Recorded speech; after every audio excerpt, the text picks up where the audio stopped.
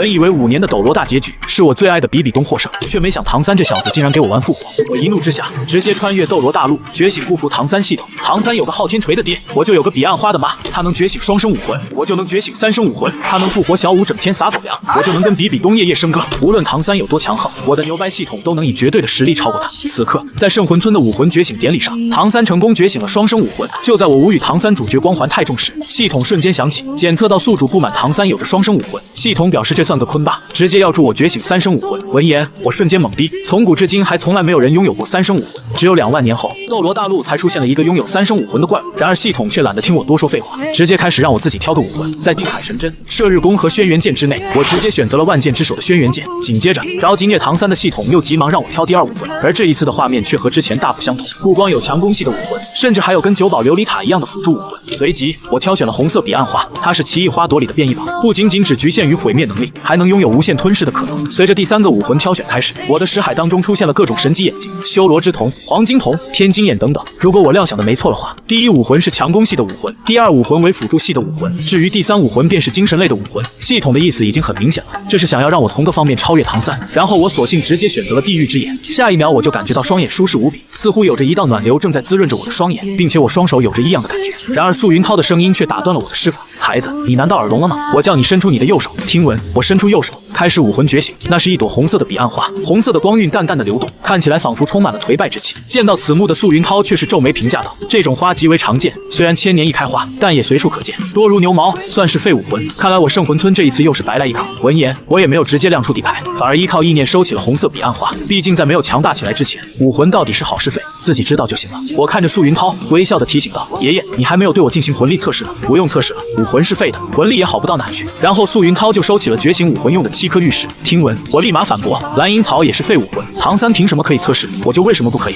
无奈，素云涛只好将魂力测试水晶球掏出。当我的手触摸到水晶球的那一刻，水晶球竟发出刺眼的光芒。素云涛见状愣住了，一边的唐三也是愣住，这一次水晶球亮起的光芒竟然比他唐三还要强烈。紧接着那水晶球竟直接爆炸，素云涛当场石化在原地。唐三同样张大嘴巴震惊地看着我：“爷爷，我的魂力是多少级？”我装作好奇地询问道。素云涛没有回神，依旧被眼前的景象震惊到无以复加，因为这颗水晶球的承受极限为20级，一旦魂力超过20级，水晶球就会炸裂而开。也就是说，我的魂力已经超过20级了，是一名先天大魂师。然后素云涛惊呼道：“孩子，你竟然是先天满魂力20级！”唐三听闻，脸上有些不悦，他怎么也没想到我的魂力竟然比他还高了10个等级。但我却并不开心，因为千仞雪可是一个武魂，先天魂力就达到了20级，难道我3个武魂还比不上他吗？但我立马想到自己的目标，便收敛起了自己的情绪。毕竟我的目标是征服比比东，而此刻素云涛见我先天满魂力20级，就立马想邀请我去武魂殿，但我却直接拒绝，只因我要超越唐三，征服比比东。直到素云涛离去后，我和唐三一同来到老杰克的住所，而老杰克却已经知道我觉醒了先天满魂力20级，甚至比唐三还要高出10级，但他却立马变卦说要把去武魂城学习的名额留给唐三，还大声呵斥我不准成为魂师。听闻，我一脸懵逼，明明我的天资比唐三强，为什么不把这个名额给我？但老杰克只留下一句：“因为我是村长，要是你上来当村长，请问你能吗？”然后就转身就离去了。看着老杰克和唐三越走越远，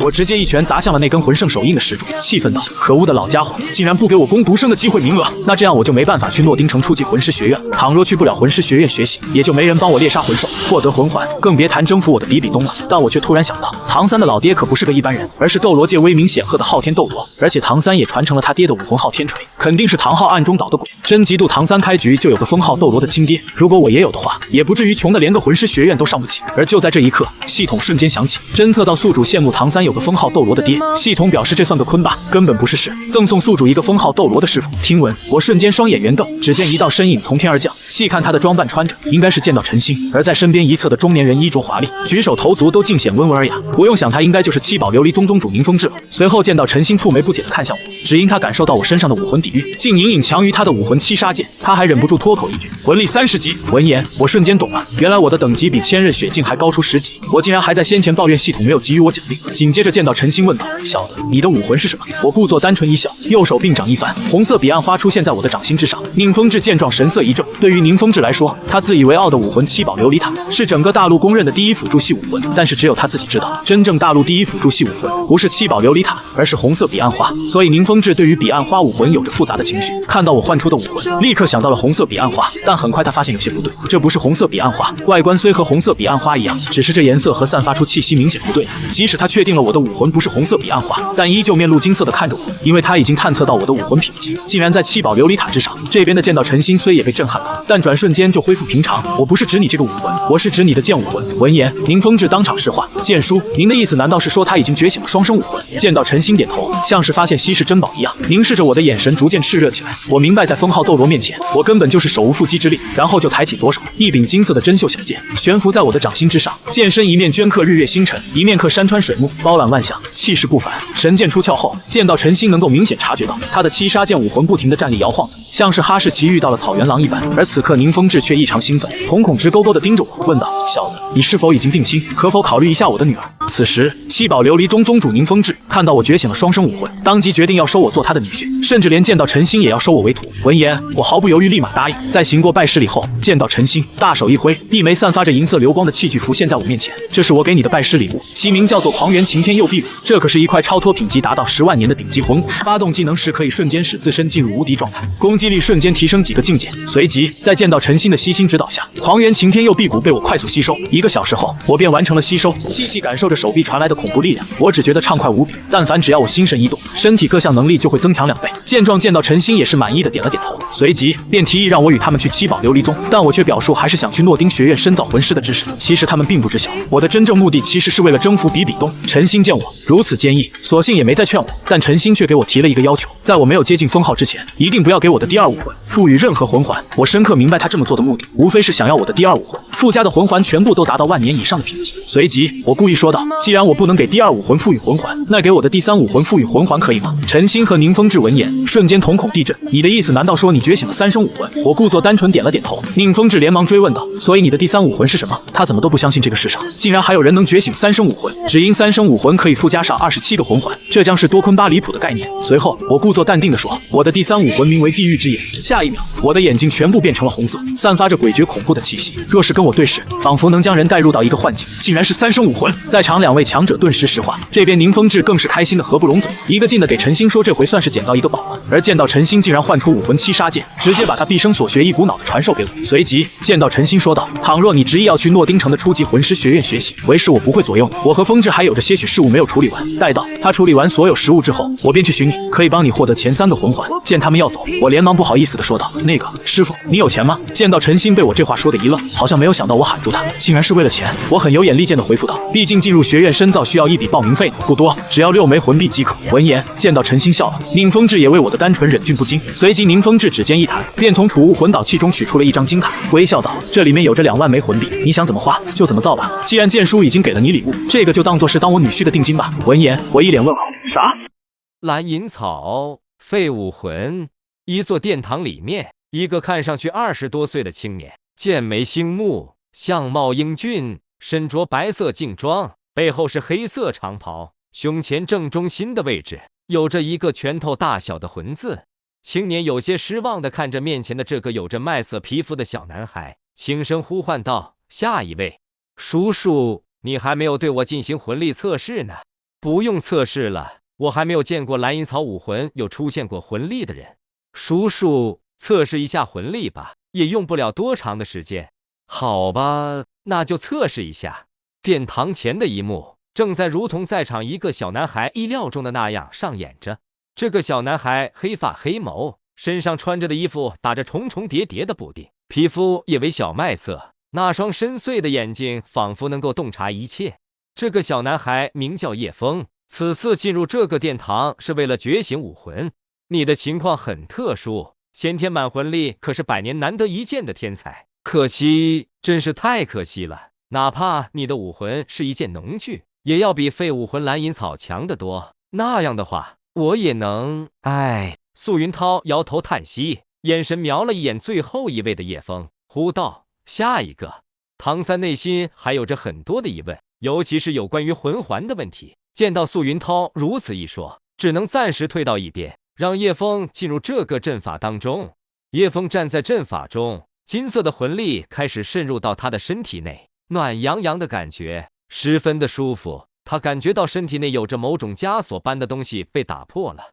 叮咚，系统检测到宿主正在进行武魂觉醒，触发系统苏醒的条件。系统开始和宿主绑定，绑定进取度10%，绑定进取度20%，绑定进取度30%。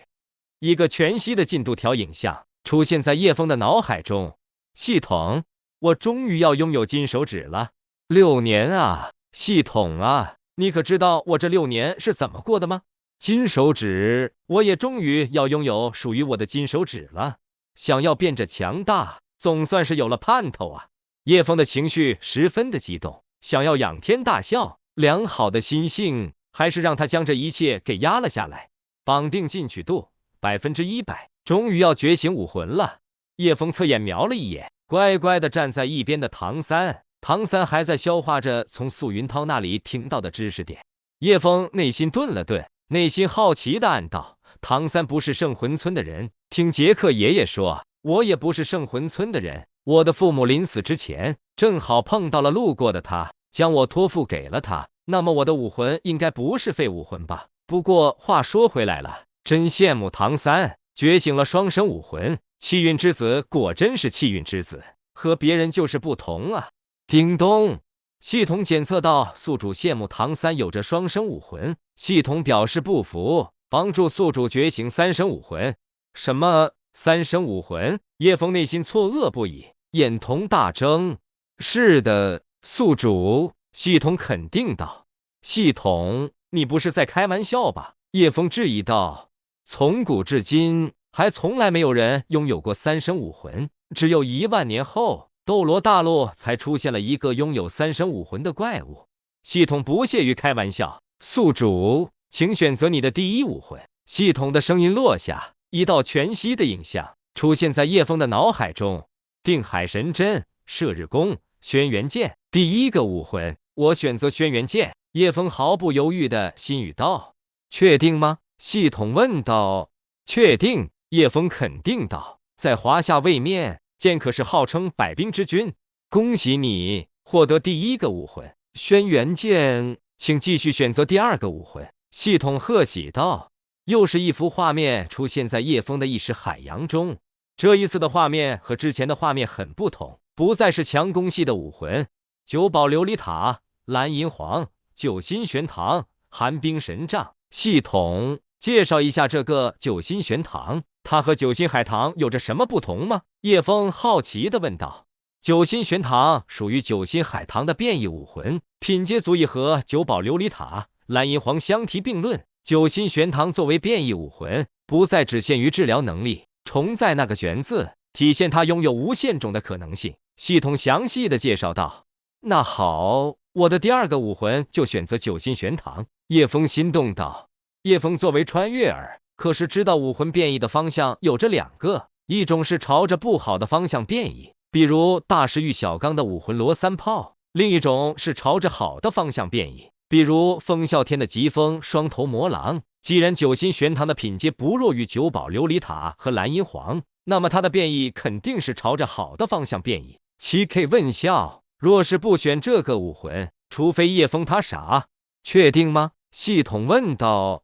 确定，叶枫肯定道。恭喜你获得第二个武魂九心玄堂，请继续选择第3个武魂。又是一幅不同的画面出现在叶枫的意识海洋当中。修罗之瞳、黄金瞳、天金眼、圣光之眼、地狱之眼、亡灵之眼。叶枫发现第3武魂的选择界面全部都是眼睛类型的武魂。如果叶枫猜着不错的话，第1武魂全部是强攻系的武魂，第2武魂为辅助系的武魂，至于第3武魂则是精神类的武魂。系统的意思已经很明显了，这是想要让叶枫走单兵强者的路线，以1人之力可与万人敌，就选地狱之眼吧。叶枫道。确定吗？系统问道。不知道选哪个好，只好胡乱选一个了，就选地狱之眼吧。叶枫的语气随意道。恭喜你获得第3个武魂地狱之眼。系统话音落下，叶枫的双眼暖洋洋的，有着一道暖流正在滋润着他的双眼，他的左右手也是有着同样的感觉。孩子，你难道耳聋了吗？我叫你伸出你的右手。素云涛的声音在叶枫的耳畔响起。叶枫一眼伸出了他的右手，那是一朵无色的海棠花。海棠虽然毫无任何的颜色，花姿却是极为优美，晶莹剔透，像是一块极品的美玉，流光溢彩，极为非凡。然而素云涛却是摇头叹息的评价道：梨花一点颜色都没有，也是废武魂。看来我圣魂村这一次又是白跑一趟了。好了，我们出去吧。叶枫闻言也不将此挑明，依靠意念收起了九心玄堂。他觉着在他没有成长起来之前，武魂是好是废自己知道就行了。叶枫看着素云涛，微笑的提醒道：叔叔，你还没有对我进行魂力测试呢。不用测试了，我还没有见过武魂为梨花，自身却是拥有魂力的孩子。素云涛语气平淡，手一挥，收起了觉醒武魂用的6颗玉石。好了，孩子们，你们可以离开了。7K 问笑：叔叔，蓝银草也是废武魂，你也对他进行了武魂测试，测试魂力用不了多长时间，不如让我也试试吧。叶枫坚持的要求道。叶枫已经觉醒了3神武魂，其中一个武魂还是轩辕剑，另一个武魂为九心玄堂。至于地狱之眼，无法判断它的准确品阶。不过有一点是可以肯定的，那就是魂师觉醒武魂时拥有的魂力会和觉醒武魂的品质成正比。既然叶枫的其中一个武魂是轩辕剑，那么叶枫怎么说也会拥有魂力。素云涛对视着叶枫，感觉到他是除开唐三之外，让他感觉到又一个有些与众不同的孩子。好吧，测试一下魂力也不会浪费太多的时间。素云涛依旧不看好叶枫，触摸着储物魂导器，手指一弹，一颗蓝色的水晶球飘飞到叶枫的面前。测试魂力的办法很简单，只需要让手掌心抵触着蓝色水晶球，就能够让水晶球自动感应自身魂力的高低。叶枫瞄了一眼唐三，让他的手掌心缓缓地接触着蓝色水晶球。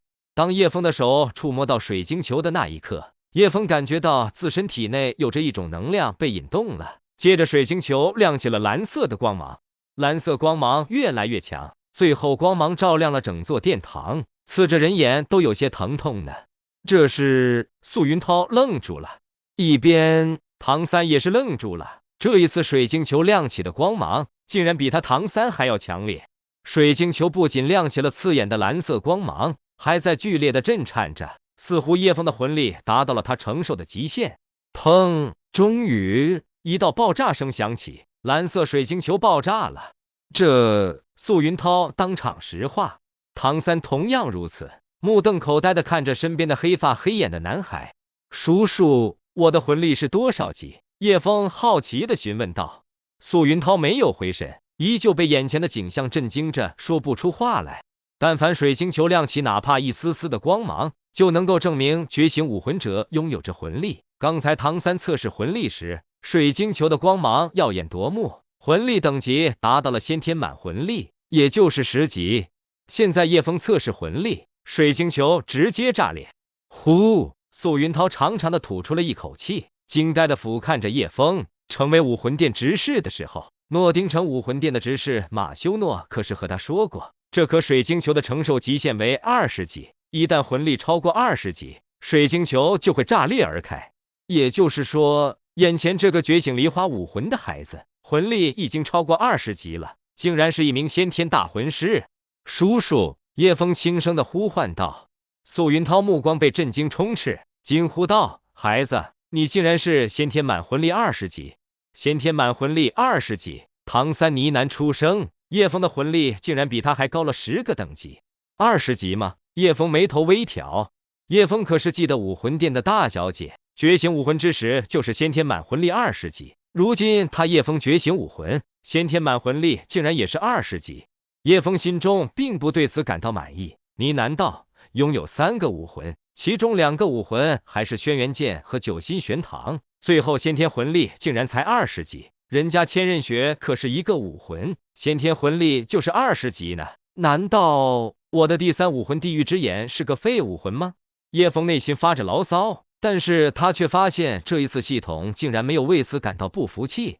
对此，叶枫忍不住思索道：难道我的先天魂力并非是20级，因为叶枫的先天魂力并非是20级，所以系统没有为此感到不服气。叶枫越是深思，越是肯定了内心的这个猜测，他的先天魂力也许并非是20级。孩子，和我回武魂殿吧，进入武魂殿魂师学院接受全面的学习。以你的天赋，等你从武魂殿魂师学院毕业，至少会是一名和我一样的执事。素云涛有些激动，走到叶枫的面前，邀请着叶枫。大多数人觉醒武魂可是没有魂力的，注定了一生都无法成为魂师。虽然叶枫的武魂是废武魂梨花，但是先天魂力20级，只要获得2个魂环就能够成为一名大魂师，已经符合武魂殿魂师学院的招收标准了。武魂殿的魂师学院也在诺丁城吗？叶枫明知故问地问道。武魂殿魂师学院在武魂城，距离此地有着几百公里。素云涛回答道。竟然这么远，那还是不要了。我现在还小，不想到离家太远的地方求学。叶枫微笑地婉拒着素云涛，眼神瞄了一眼唐三。叶枫经过和系统的简单交流，知道和他绑定的系统全名为无上混沌开天太上祖物至尊颠覆不服系统，简称不服系统。叶枫就因为在唐三的身边，内心嘀咕了一句：唐三有着双生武魂，结果系统不服，他就获得了3生武魂的奖励。既然如此，叶枫自然不愿意离开唐三。此外，进入武魂殿的魂师学院，也许会被比比东挖掘他的存在，甚至会被比比东收入嫡传弟子和奖励3块魂骨。这些固然很好，但叶枫是个穿越儿，熟知斗罗大陆往后未来的发展，跟在唐三的身边，未来发生的事情都是叶枫熟悉的。倘若去了武魂殿学院，那身边发生的事情可就不是叶枫能够掌控的了。更何况，若是叶枫想要加入武魂殿，等到他参加全大陆高级魂师学院精英大赛之后，还会有着一次加入的机会。那一次的机会将会是身带光芒的加入武魂殿，意义和此时不可相同并论。所以思虑再三，叶枫拒绝了素云涛的邀请，打算猥琐发育，不浪。好吧，如果你若是改变了主意，那就去诺丁城找我。距离武魂殿魂师学院开学还有着3个月的时间。素云涛想到叶枫的武魂毕竟只是一个废武魂，不再继续劝说叶枫，一边说着，一边走出了圣魂村的武魂殿。大师，怎么样啊？今年我们村子里的孩子有没有能够成为魂师的孩子？老杰克神态焦急地问道。有倒是有那么2个，而且还是先天满魂力。素云涛回答道。先天满魂力？老杰克两眼发光。一个先天满魂力10级，另一个先天满魂力20级。素云涛补充道。还有一个先天满魂力20级。老杰克眼瞳大睁，愣在原地，惊呆着说不出话来。对于一个村子来说，但凡出现有那么一点魂力的孩子，已经是一件破天荒的事情。至于先天满魂力20级，这可是从来没有在圣魂村发生过的事情。可惜他们一个人的武魂是蓝银草，另一个人是梨花，你明白了吗？素云涛惋惜道。蓝银草、梨花，先天满魂力。大师，蓝银草和梨花难道就真的没有办法修炼了吗？老杰克不甘心地问道。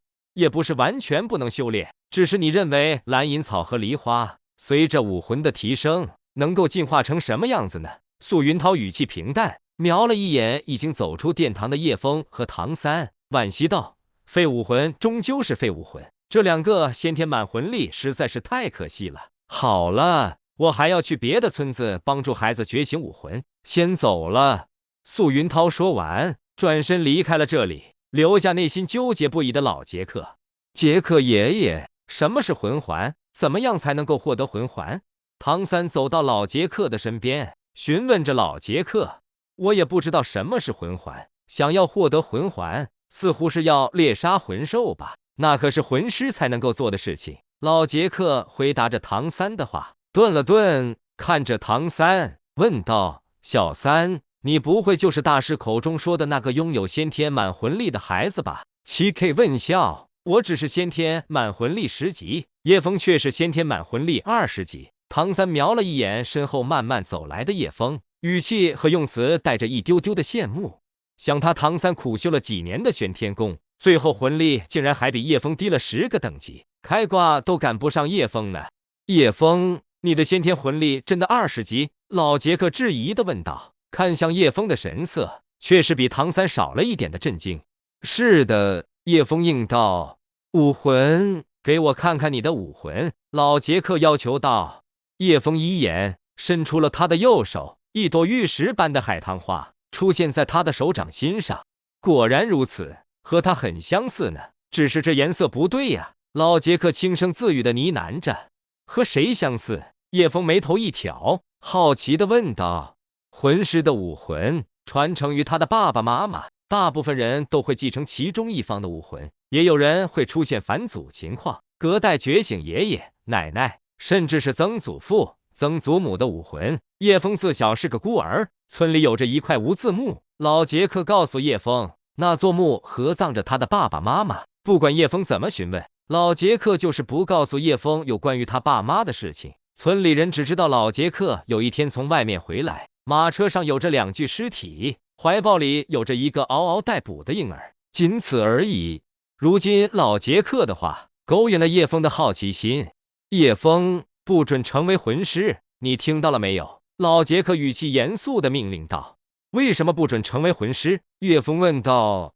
我说不准就不准，老杰克霸气道。那不行，我的人生我做主。叶枫回怼道。你……老杰克气着瞪着叶枫，顿了顿，想到了什么，语气平和道：我们村子只有1个工读生的名额，我是村长，我不将名额给你，我看你如何去初级魂师学院报名。我到底还是不是你的养子了？叶枫气愤地咆哮道。正因为如此，我才能够决定你是否让你去初级魂师学院学习。老杰克狡诈地微笑着，眼神看着唐三，诱惑性地问道：唐三，你告诉爷爷，你愿不愿意去专门的学校学习魂师的修炼方法？只有在那里，才有着关于武魂最准确的各种知识。这要问过我爸爸才行。唐三回答道。好孩子，这种事情是要过问你的爸爸。走，我送你回家。老杰克摸着唐三的头，完全当比唐三更优秀的叶枫为空气。杰克爷爷，你刚才说我们村子里只有1个工读生的名额。是的，这个工读生的名额就是你的了。只是叶枫的魂力比我更高，那又如何？他那个废武魂随着魂力的提升，能够进化出什么样子？只是这样对他好像有失公平。我是村长，他是我养大的，若是我将工读生的名额留给了他，不给你，那才是一件有失公平的事情。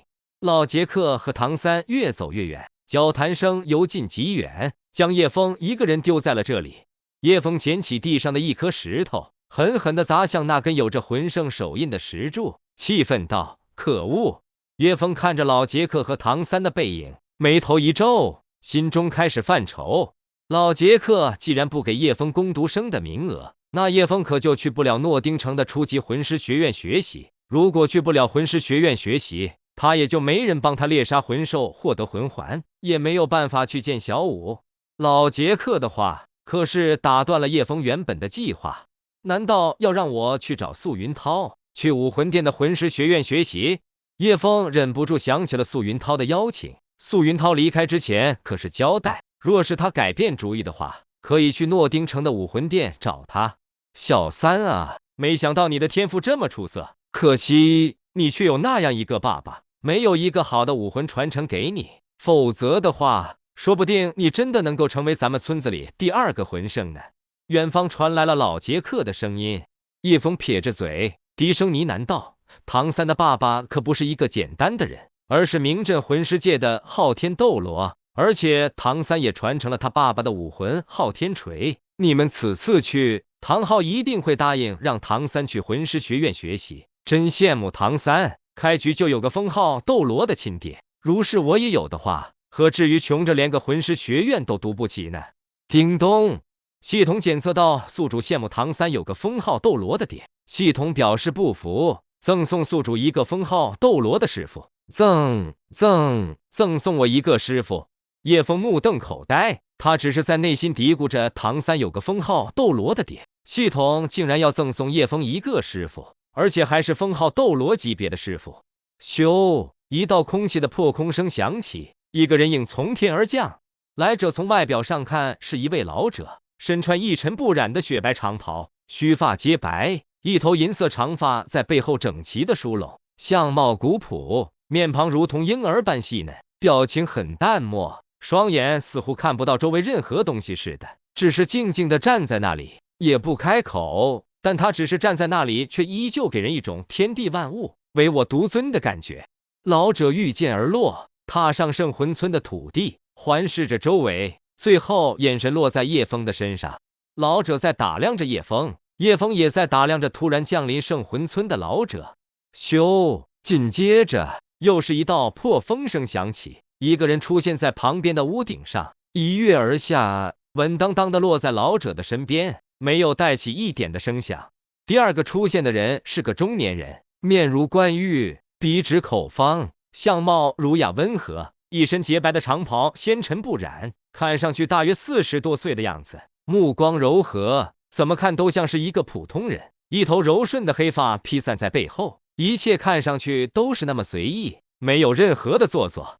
剑叔，是这里吗？中年人询问道。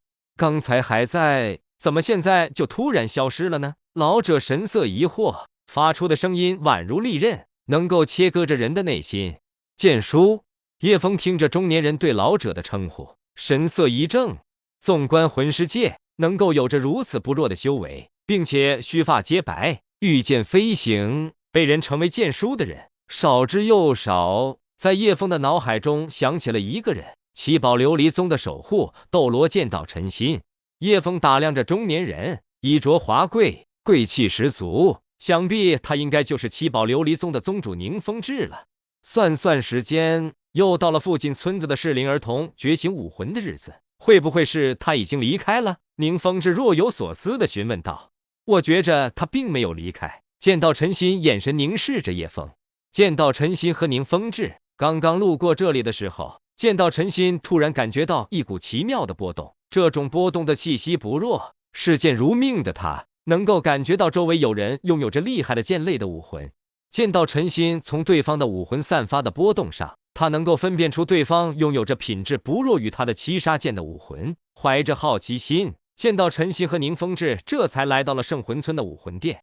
魂力30级，宁风致打量着叶枫，脱口而出：30级。叶枫神色一正，叶枫刚刚觉醒武魂，还不知道如何隐藏自身的魂力，被宁风致打量之下，立刻被他洞察了他的魂力等级。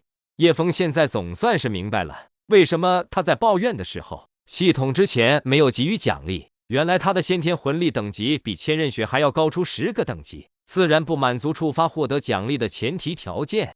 小孩子，你的武魂是什么？给我看看吧。见到陈心语气平淡，充斥着不容置疑的色彩。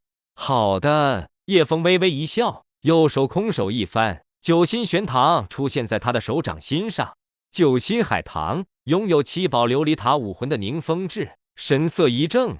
对于宁风致来说，他的武魂七宝琉璃塔是大陆公认的第一辅助系系武魂，但是只有他自己知道，真正大陆第一辅助系系武魂不是七宝琉璃塔，而是九心海棠。所以宁风致对于九心海棠武魂有着特别的情绪，看到叶枫唤出的武魂，立刻想到了九心海棠。不对，这不是九心海棠，模样和九心海棠一样，只是这颜色和材质明显不对呀。宁风致陷入了沉思，打量着叶枫的武魂。叶枫的武魂虽然是九心海棠一样形状的武魂，只是没有颜色，而且质地为透明状，像是玉石雕刻而成。虽然叶枫的武魂不是九心海棠，宁风致依旧震惊地看着叶枫，因为他已经感应到叶枫的武魂品质竟然在七宝琉璃塔之上。见到陈心眼中明显也有着震惊的神色，片刻后恢复正常。我不是指你这个武魂，我是指你的剑形武魂。7K 问笑，剑形武魂。宁风致惊讶地看着叶枫，呢喃重复着见到陈心的话，几乎要当场石化的惊呼道：剑叔，你的意思是说他觉醒了双生武魂？见到陈心点头，像是发现一座金山一样，眼神炽热地凝视着叶枫。不仅见到陈心，富可敌国的宁风致同样也是眼神炽热地凝视着叶枫。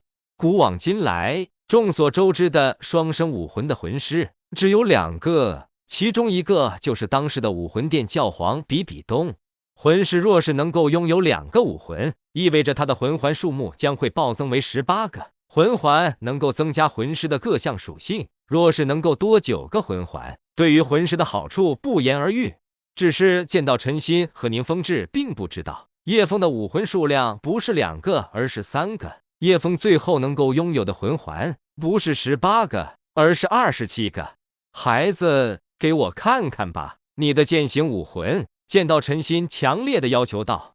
好吧，叶枫无奈的应道。见到陈心的武魂为七杀剑，身为封号斗罗，同时视剑如命。如今叶枫连隐藏魂力都不知道怎么隐藏，被对方察觉到拥有剑形的武魂，不是一件值得令人好奇的事情。叶枫抬起左手，一柄金色的袖子小剑悬浮在他的手掌心上，剑身一面刻日月星辰，一面刻山川草木，剑柄一面书农耕畜养之术，一面书四海一统之策，流光溢彩，气势非凡。虽然金色袖珍宝剑如今没有附加任何的魂环，但是依旧能够看到它的周围荡起了一圈圈细小的涟漪。东龙宝剑出现之后，见到陈心能够明显感受到他的七杀剑武魂不停地悸动着，像是遇到了某种可怕的东西似的。孩子，你竟然真的觉醒了双生武魂！宁风致情绪十分的激动，眼神直勾勾地盯着叶枫，问道：孩子，你可曾定亲？孩子，你可曾定亲？叶枫和见到陈心神色一怔，诧异地看着宁风致，其意已经很明显了。宁风致想要让宁荣荣和叶枫定亲。风致，见到陈心轻呼道：可恩。宁风致尴尬地咳嗽了一下，顿了顿，问道：孩子，你的爸妈呢？可否带叔叔见见你的爸爸妈妈？我的爸爸妈妈已经死了。叶枫回答道。死了？宁风致眉头微挑，婚宴大事，父母之命，媒妁之言，叶枫的爸妈已经死了，这让宁风致可是对叶枫无从下手啊。孩子，你叫什么名字？见到陈心如剑的眼神洞穿了宁风致的心思，转而询问着叶枫。叶枫，树叶的叶，山峰的峰。叶枫，叶枫回答道。叶枫，叶绿花红娇艳绽，峰巅一览众山小。好名字。见到陈心夸奖着，顿了顿，又道：看来今天我见到陈心也要执着一回了。执着一回？叶枫心中一怔，暗道见到陈心莫不是想要收他为徒吧？叶枫作为穿越儿，可是清楚的记得玉小刚想要收唐三为徒的时候，也是说要执着一回了。如今见到陈心也是说出了如此的话，难道见到陈心想要收叶枫为徒？你要教导我武魂吗？叶枫若有所思的试探性的问道。他可是没有忘记系统说赠送他一个封号斗罗的师傅。系统刚刚说完话，结果见到陈心和宁风致就出现了，实在是由不得叶枫不对此设想。你果然很聪明。见到陈心欣慰的看着叶枫，对于叶枫感到更加的满意。天赋异禀，又是如此的聪明，又是100年以来第3个觉醒双生武魂的魂师。拜师吧，从此以后你就是我见到陈心的嫡传弟子。拜师会有改口费吗？叶枫微笑的问道。啥？见到陈心语气错愕的问道。我听村子里的人说，拜师之后师傅都会给改口费，是吗？叶枫语气认真的问道。改口费？见到陈心呢喃重复道，思绪依旧没有回神。没有吗？难道只有话本中的故事才会有着这样的情况吗？叶枫撅着嘴看着见到陈心，明显美中不足的样子。叶枫的眼神落在见到陈心的眼中，可是让见到陈心无比的无语。叶枫的眼神分明就是吃亏的眼神嘛。感情叶枫拜他见到陈心为师，还吃亏了呢。剑叔，这个小孩子可真是机灵呢。宁风致哭笑不得，赞赏地看着叶枫。宁风致作为七宝琉璃宗的宗主，他可是知道宗内有着很多弟子希望拜陈心为师，结果求爷爷告奶奶，依旧没有拜师成功。现在呢，叶枫拜师陈心，竟然张口就要改口费，这样的事情若是被那些曾经想要拜师陈心失败的人知道了，不知道内心会作何感想呢？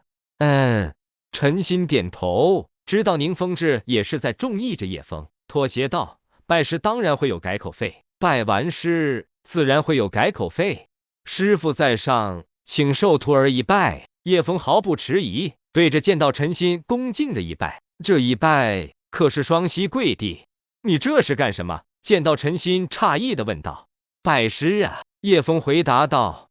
你不知道这是见君王和亲生父母的礼节吗？拜师只要鞠躬就行了。见到陈心难得的微笑道，他很快就能够有一个得意的弟子了，而且还是双生武魂，先天满魂力30级，到时候他绝对能够在古斗罗古榕面前吹一辈子。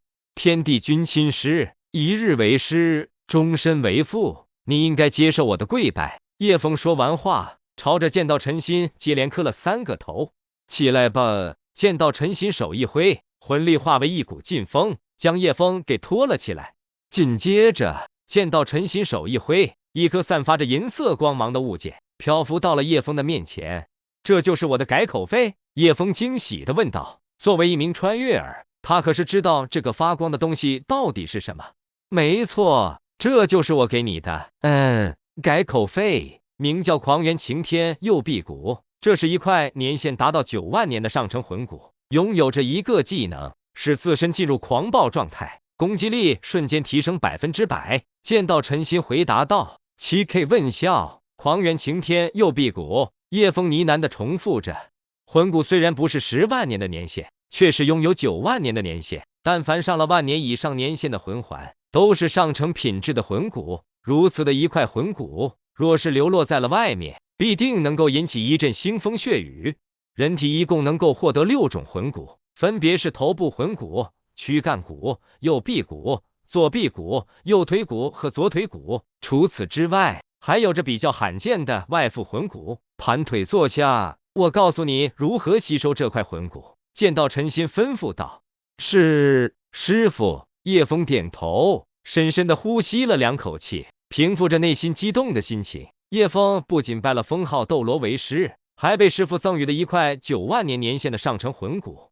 在见到陈心的指点下，叶枫就地吸收狂元擎天右臂骨。这里是圣魂村的武魂殿殿前的一座小广场，平时很少有人来这里，就算有人来了这里，也有着陈心和宁风致2个人为叶枫护法。大约半个小时的时间，叶枫将狂元擎天右臂骨吸收完毕。他能够感受到手臂中蕴含着的爆炸力，只要他心念一动，力量就会增强1倍。对于这种奇特的能力，他将其称之为1倍战力。叶枫，和我们回七宝琉璃宗吧。陈心邀请道。不了，师傅，我想要进入诺丁城的初级魂师学院，全面的学习有关于魂师的知识。叶枫拒绝了陈心的好意，他拥有着如此奇特的系统，这才过了多久，就获得了这么多的好处。对于叶枫来说，自然是跟在唐三身边继续获得好处，变强变强再变强。叶枫如果去了七宝琉璃宗，那么和加入武魂殿又有什么区别？等到了七宝琉璃宗，发生的事情将不是叶枫熟悉的事情，叶枫自然不愿意了。陈心又和叶枫交谈了一会儿，见到叶枫如此的坚定，只得妥协道：好吧，不过你得答应我一件事。什么事？叶枫好奇地问道。没有我的允许，在你没有成为封号斗罗之前，万万不可给你的第2武魂附加任何的魂环。陈心语气严肃道。好的，师傅。叶枫毫不犹豫地应道。知道陈心这么要求，那是因为想要叶枫的第2武魂附加的魂环全部都是10000年年限的魂环。叶枫顿了顿，俏皮地问道：我不能给第2武魂附加魂环，那我可以给我的第3武魂附加魂环吗？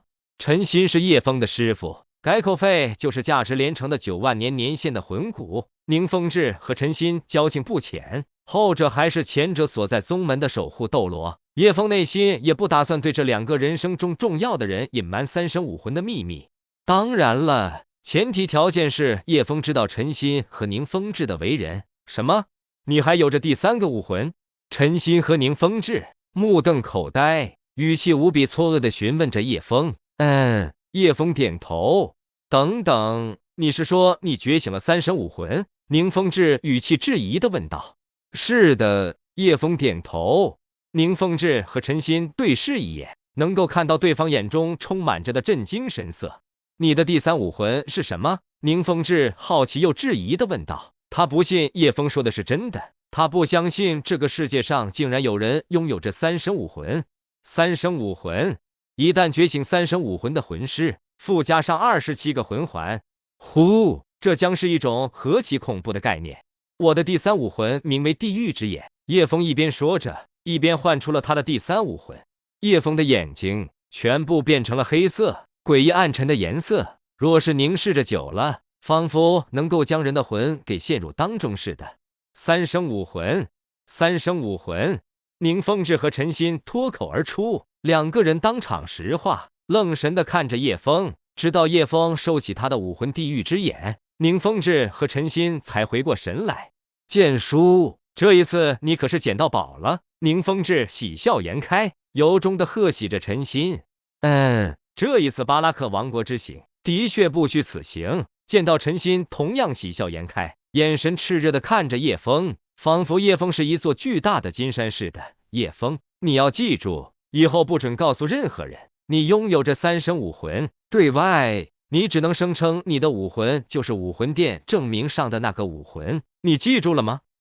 好的，师傅。叶枫应道，顿了顿，俏皮地问道：师傅，我可以给第三武魂附加魂环吗？陈鑫心中一怔。陈鑫须发皆白，活了一把年纪了，怎么会不知道叶枫这是在装逼？叶枫这是在无比的嘚瑟他拥有着三生武魂呢。不过话又说回来了，叶枫觉醒了三生武魂，就算是想要低调，实力也是不允许啊。当然不行。见到陈鑫语气严肃地回道：你的第三武魂和第二武魂必须一样，只有等你成长为封号斗罗之后，才可以给他们附加魂环。到时候你的第二武魂和第三武魂魂环将会全部都是万年年限以上的魂环。万年年限吗？叶枫语气平淡地问道。见到陈鑫重重地点着头。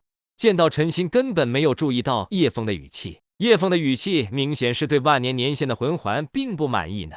徒儿，过来。见到陈鑫唤出武魂七杀剑，接着让叶枫站在上面，带着叶枫飞上高空，降落在一个山头上。圣魂村依山傍水，此时在见到陈鑫和叶枫的前面，有着一座山峰给拦住了去路。见到陈鑫眸子散发着银色的光芒，整个人的气息暴涨。徒儿，你可看好了。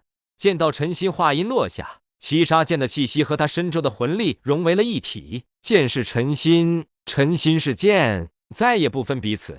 接着见到陈鑫挥手而落，一道长达数百丈的剑刃凝聚而成，势不可挡，狠狠地劈向前方的那座山峰。轰！天地为之震动，周围的景物全部被渲染成了银色，刺眼的光芒让人睁不开双眼。一道强大的冲击波朝着周围扩散。见到陈鑫，唐昊震惊的呢喃出声。从魂力的气息波动上，唐昊已经分辨出出招人是见到陈鑫。唐昊，我决定了，今年村子里那一个攻读生的名额就给小三了，让他去诺丁城初级魂师学院学习，至于路费，村子全包了。此事就这样说定了，我要去看看刚才的动静到底是怎么回事。老杰克一边说着，一边拄着拐杖走出了唐昊的铁匠铺。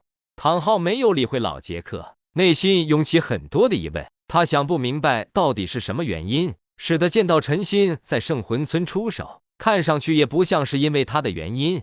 由于唐三在这里，老杰克也在这里，所以唐昊抑制住内心的好奇心，并没有冲动的前去看看到底是怎么回事。山头上，叶枫眺望着前方的那座山峰，目瞪口呆。原本高达100米的陡峭山峰，结果被见到陈鑫一剑劈为了两半，一条大道直通外面的世界。这可乐了那些需要卖菜进进出出的圣魂村的村民。看清楚了吗？见到陈鑫问道。叶枫点头，接着摇头，之后又点头，又摇头。刚才的一幕给予叶枫奇异的感觉，他明明记住了见到陈鑫的动作，可是想要捕捉的时候，发现那只是随意的一招而已。似有非有，似无非无。这种奇妙的感觉难以用语言将其描述出来。不要着急。见到陈鑫摸着叶枫的头发，语气变着严肃道：“刚才那一招叫人剑合一，是我陈家的家传魂技。想当初我领悟它，可是花了我10年的时间。记住，此招没有经过我的允许，绝对不能私自外传。”是，师傅。叶枫应道。这个时候，宁风致也来到了这里。好了，我要走了。你执意要去诺丁城的初级魂师学院学习，为师不会逼你。我和风致还有着一点事情没有处理完，等到处理完事情之后，我就去找你，帮你获得前3个魂环。见到陈鑫的语气，能够切割人的心灵。好的，师傅。叶枫乖巧的应道。风致，我们走吧。见到陈鑫呼唤道。等等，师傅。叶枫着急的呼道。你还有什么话要说吗？见到陈鑫回头看着这个新收的弟子，也没有什么特别的话要说。那个师傅，你有钱吗？叶枫讪讪的笑道。钱？见到陈鑫神色一怔，似乎没有想到叶枫唤住他，竟然是为了钱。叶枫点头，模样讪讪的解释道：进入学院学习，可是需要一笔报名费呢，不多，只要5枚金魂币。你放心，等我有钱了，一定会还你的。哈哈哈，哈哈哈！见到陈鑫笑了，宁风致也跟着笑了。宁风致屈指一弹，从除魂导器中取出了一张黑卡，微笑道：这里面有着1万枚金魂币，想怎么花就怎么花吧，无需偿还。剑叔已经给了礼物，这个就当作是宁叔叔给你的见面礼好了。圣魂村山清水秀，鸟语花香。圣魂村的后山埋葬着圣魂村已经去世的先人。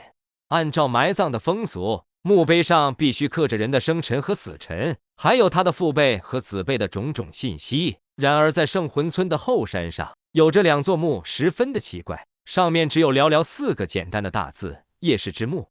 在这2个墓地前，站在一名看上去60多岁的老者。老者身材瘦长，但是精神抖擞，衣服干净整洁，头发也梳理着一丝不苟。老者看着墓碑，感慨自语道：二位，我实在是没有办法了，打也打了，骂也骂了，他还是要成为魂师。今日更是不知道拜了谁为师，拿出一张黑卡，扬言要自己去诺丁城报名求学。本来在你们临终之前，我答应了你们，不会让他成为一名魂师。事情的发展实在是太出人意料，我实在是管不了他，只能让他去诺丁城初级魂师学院求学。他的天赋真的不错，先天满魂力20级，说不定我们圣魂村将会出第2个魂圣呢。这一回就让我做一次主吧，你们要怪，那就怪我好了。老杰克越说越激动，忍不住对着墓碑伸出了2根手指。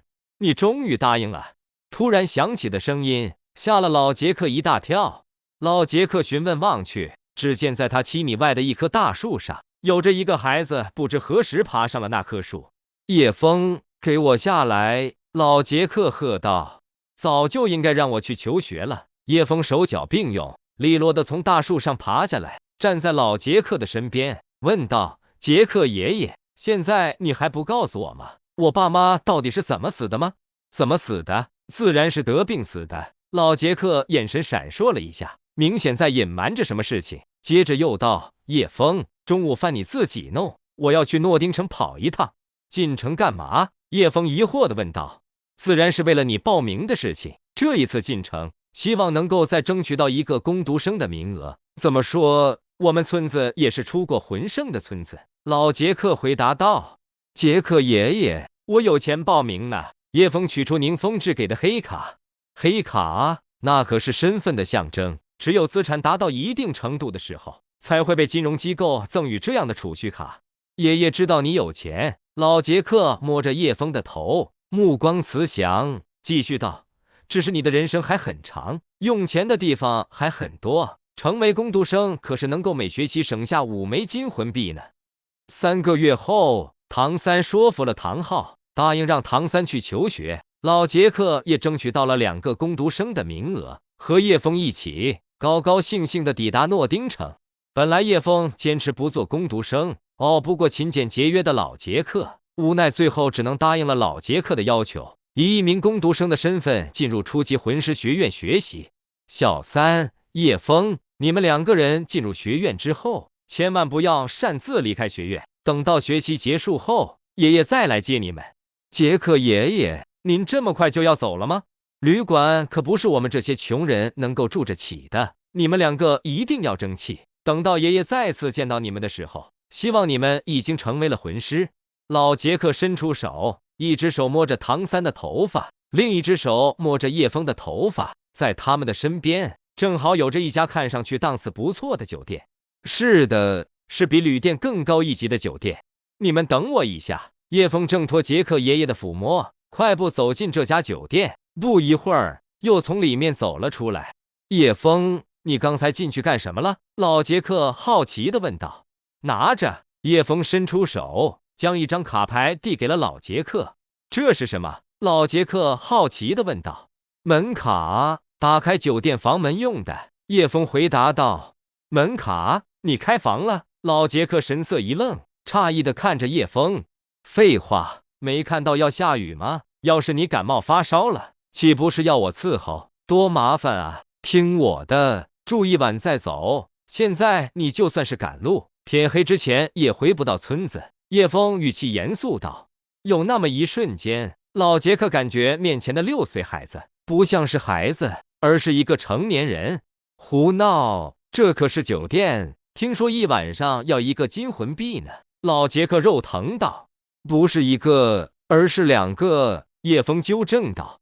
什么2个？老杰克神色一惊，赶紧将手中的门卡递给叶枫。可是叶枫根本就不接，无奈的怒斥道：快去给我退了！2个金魂币可以买多少吃的？不可能了，这家酒店一经付款，概不负责。你现在想退都退不了。叶枫微笑道。叶枫可没有说，并不是想退都退不了，而是他恐吓了店员，若是别人拿着房卡退钱，店员若是敢退，他就差评，并且投诉店员。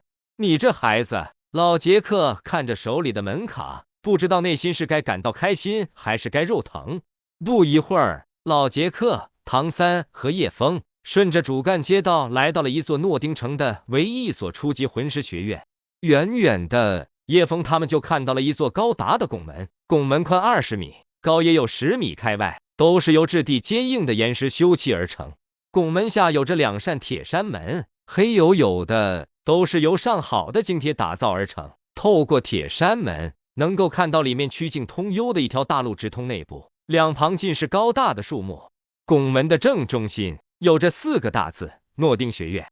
老杰克带着唐三和叶枫刚走到大门前，立刻就被看门的青年拦了下来。干什么的？这是你们这些乡下人能够来的地方吗？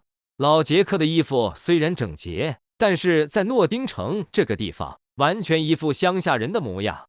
这位小哥，我们是从圣魂村来的，这2个孩子是我们村子今年送来的工读生。您看，我们还需要办理什么手续吗？老杰克连忙陪笑道。7K 问笑，草窝里还能出金凤凰？一个小村子也有人拥有魂力？我干了4年门房，学院可是有好多年没有工读生了，你们不会是冒牌货吧？青年语气嘲讽地质疑道。这是武魂殿执事开的证明。老杰克递出2张证明给门房。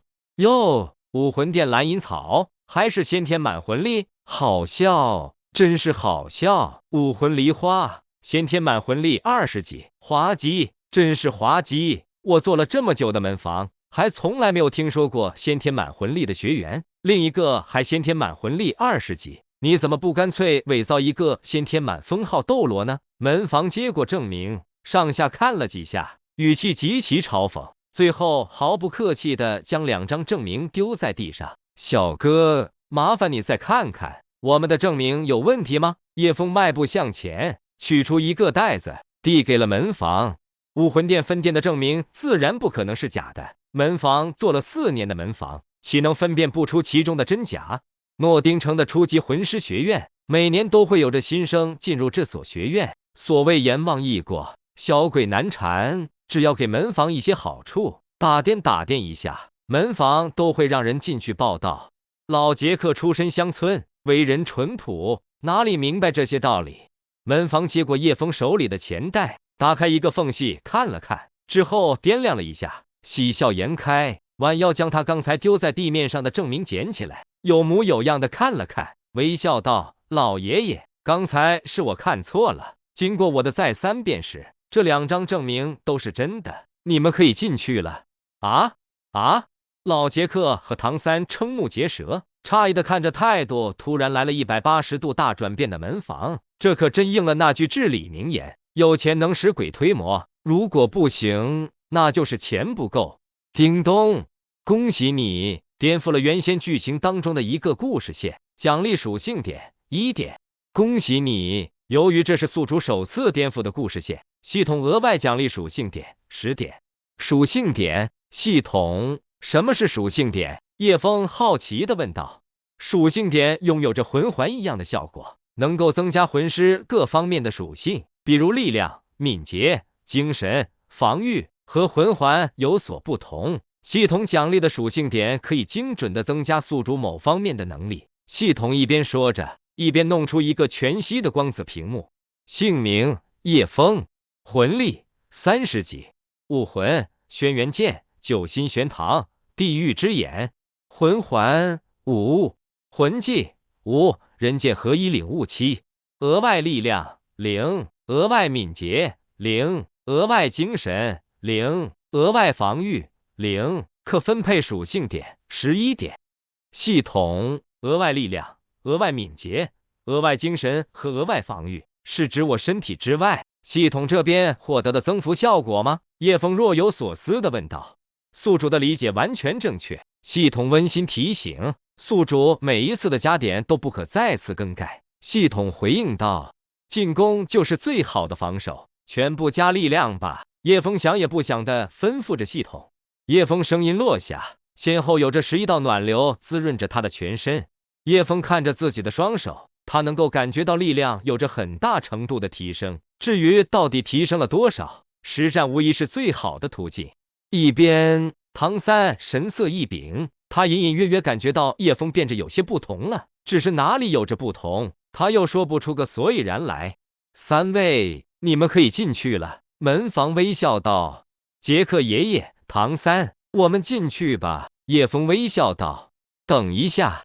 一道有些沙哑的声音突然从唐三、叶枫和老杰克的背后响起。门房先是愣了一下，旋即赶紧将叶枫递给他的钱袋藏在身后，对着来人点头哈腰道：大师，您回来了。叶枫、老杰克和唐三打量着这个中年人。这个中年人看上去约莫40-50岁的样子，黑色短发3七分开，相貌很普通，双手背在身后，身上有着一种特殊的气质，像是接受过贵族教育似的，只是那双眼开合之间总是带着几分的懒散和颓废。叶枫知道这个人就是大师玉小刚。老先生，能否将武魂殿的证明给我看看？玉小刚礼貌地对着老杰克伸出手。老杰克毕竟是村长，察言观色还是会的，从门房对玉小刚的态度就可以看出玉小刚在学院的地位不低，将手中的证明递给了玉小刚。玉小刚看着证明，接着又看着叶枫和唐三，内心扑通扑通直跳，面部却是波澜不惊。当了几十年的废物，他早就能够处变不惊。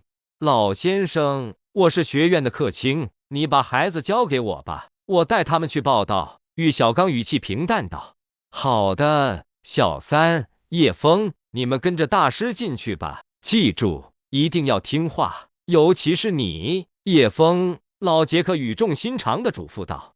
跟随着玉小刚，叶枫进入了诺丁城的初级魂师学院，接下来一定是唐三拜师玉小刚。叶枫可是没有忘记，他刚才颠覆了一个故事线，就获得了1点属性点的奖励。倘若颠覆唐三拜师玉小刚，那得获得多少属性点的奖励呢？叶枫走在队伍的最后面，看着唐三和玉小刚，最后还是否定了内心的这个想法。一日为师，终生为父，您受着了我这样的大礼。很快，熟悉的一幕上演，唐三在玉小刚的唇枪舌战之下，对博学多才的玉小刚折服不已，拜了玉小刚为师。你呢，叶枫？玉小刚收徒唐三，眼神落在叶枫的身上。对于玉小刚来说，唐三的确很优秀，但是叶枫更加的优秀。唐三先天满魂力10级，叶枫却是先天满魂力20级。当然了，这是武魂殿的证明上写的内容。对于玉小刚来说，他心中的意中人不是唐三，而是叶枫。7K 问笑：“我干嘛？”叶枫顿了顿，若所有思的问道：“你不会也想要收我为徒吗？你愿意让我知道你武魂吗？”玉小刚顿了顿，继续道：“怎么说？你也是这100年来第4个觉醒双生武魂的人。”什么双生武魂？唐三心中一惊，诧异的偏头看向身边的叶枫，惊呼道：“老师，你说叶枫也觉醒了双生武魂？”玉小刚肯定的点着头，看着叶枫的炽热的眼神，仿佛看到了一座金山。他在诺丁学院混吃混喝，那是为了什么？还不是为了寻找满意的学生，通过他的学生证明他自己吗？玉小刚做梦都没有想到，他终于等到了，而且一下来了2个人。在他看来，叶枫也会和唐三一样成为他的学生。面对唐三和玉小刚的话，叶枫没有否认，算是默认了。只是他不是双生武魂，而是3生武魂。你愿意吗？玉小刚问道。不愿意。能告诉我为什么吗？玉小刚好奇地问道。因为我已经有了一个老师了。叶枫回答道。你已经有一个老师了？玉小刚诧异地问道。叶枫，你什么时候拜人为师了？我怎么不知道？唐三也是惊讶地看着叶枫。7K 问笑。觉醒武魂的时候，叶枫如实地回答道。觉醒武魂？唐三顿了顿，思索了一会儿，惊讶道：“叶枫，你不会是拜素云涛为师了吧？”素云涛？玉小刚神色一怔。怎么了？我拜谁为师？难道还需要经过别人的同意吗？叶枫没有正面回答，而是语气有些不耐烦地反问着唐三和玉小刚。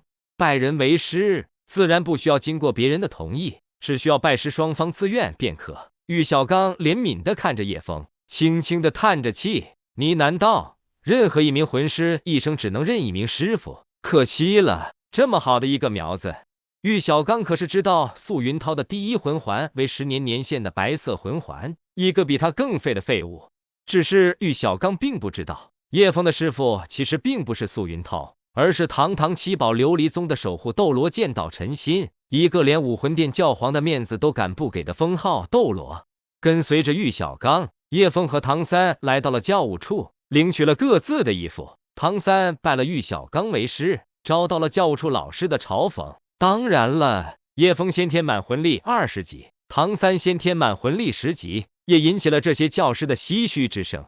出了教务处，叶枫和唐三依照教务处教师的指引，前往工读生居住的7号宿舍。叶枫，不知道为什么，我感觉你就像是换了一个人似的。唐三一边走着，一边探着叶枫的口风。为什么这么说呢？叶枫问道。刚刚在门卫那里，我都不知道给钱就行了，可是你却知道，你比我可懂事多了。唐三偏头凝视着叶枫，想要不放过叶枫的任何一个面部细节，结果他失望了。呵呵，那有什么？故事听多了也就会了。叶枫笑了笑，猜测着唐三在探着他的口风。唐三是个穿越儿，心智超出同龄人太多太多。在唐三内心看来，既然他能够穿越到这里，那么说不定还有别人也能够穿越到这里。唐三是双生武魂，叶枫也是双生武魂。唐三修炼玄天功，觉醒武魂的时候魂力为10级，叶枫除开做农活，完全不会修炼。然而两人之间的魂力差距却是10级。在唐三的内心看来，叶枫很有可能也是一名穿越儿，所以如此探着叶枫的口风。骑士的大门虚开着，留着一道缝隙。终于到了，叶枫心中激动不已，他又要获得奖励了。叶枫看到唐三想要伸手推开门，手脚一个急灵，赶紧抢在唐三之前推开了骑舍的大门。咻，一道破空声传来，叶枫早有所料，伸出手，手掌抓住了对方挥来的拳头。偷袭之人想要抽出拳头，奈何被叶枫抓着死死的，拳头根本抽出来。无奈偷袭之人只能挥舞左手臂，朝着叶枫使出左勾拳。叶枫嘴角微翘，同样伸出了左手，将对方的左手拳头也给抓住。气急的偷袭之人只能动起脚，一是断子绝孙，撩阴脚踢向叶枫的裤裆。这么狠，叶枫眉头微挑。若是叶枫的裤裆被踢中，绝对够他哀嚎一阵子。咚！一道轻微的声音响起，原来是叶枫双腿膝盖靠拢，偷袭之人的脚踢在了叶枫的膝盖上。啊！一声吃痛的惨叫从偷袭之人的口中蹦出，五官都在扭曲，就算是旁观者看着都会感觉到疼呢。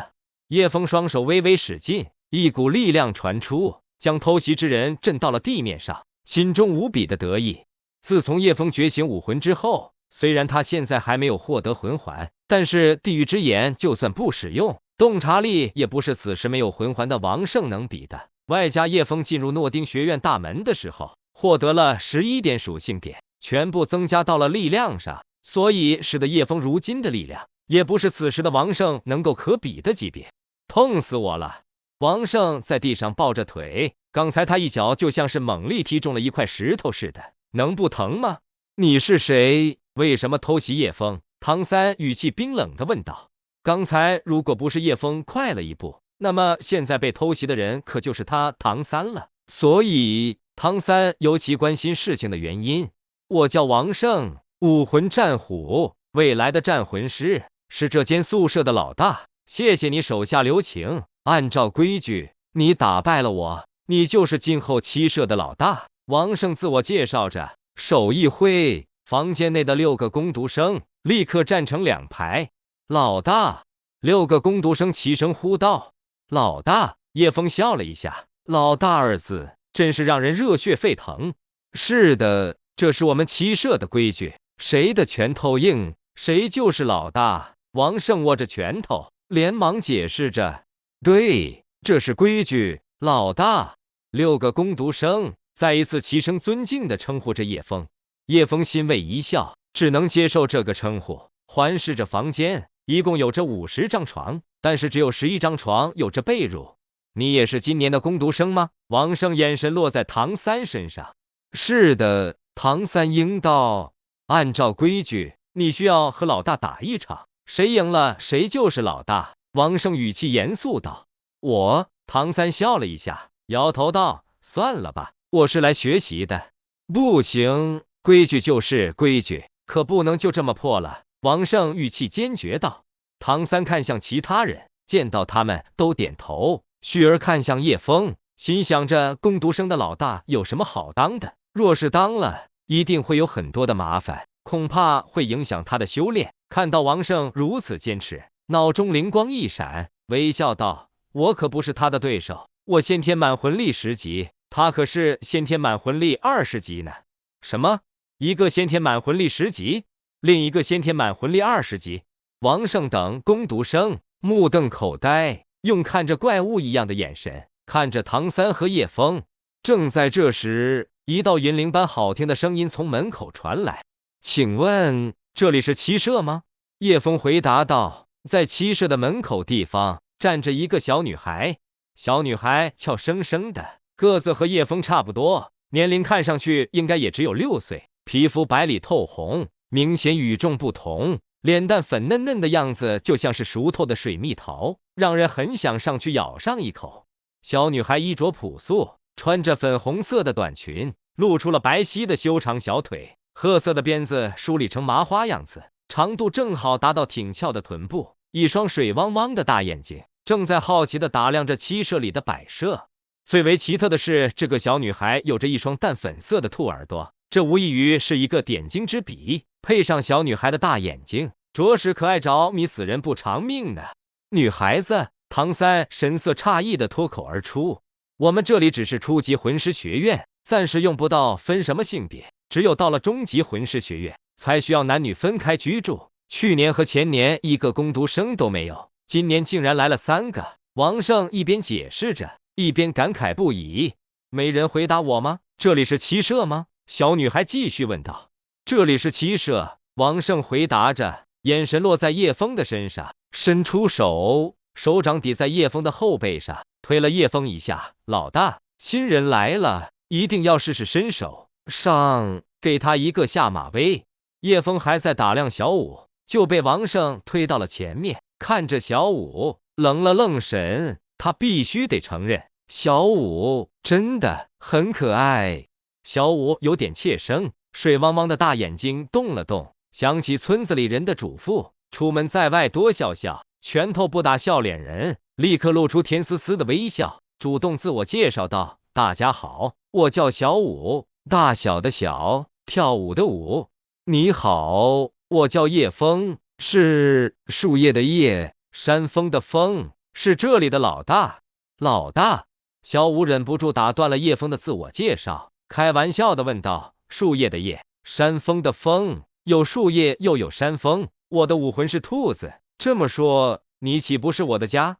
呵呵，你可真有意思。叶枫笑了笑，继续自我介绍道：“我的武魂是梨花。是这样的，我们骑社有个规矩，新来的学生必须和老大切磋一下，输的人必须听赢的人的话，尊赢的人为老大，所以我们需要切磋一下。